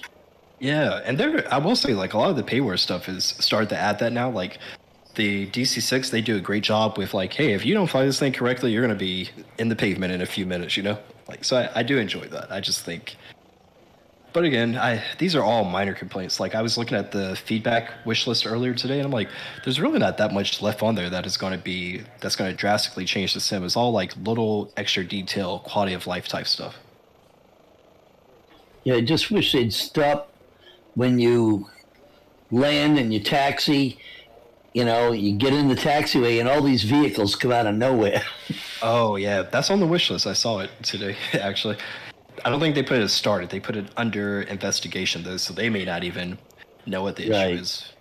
Yeah, and I mean, to me, I feel like it's something like vehicles don't go on the taxi paths, like build different paths for... Right. I mean, I ran an airfield, when I was in the Navy, so I know what it's like, all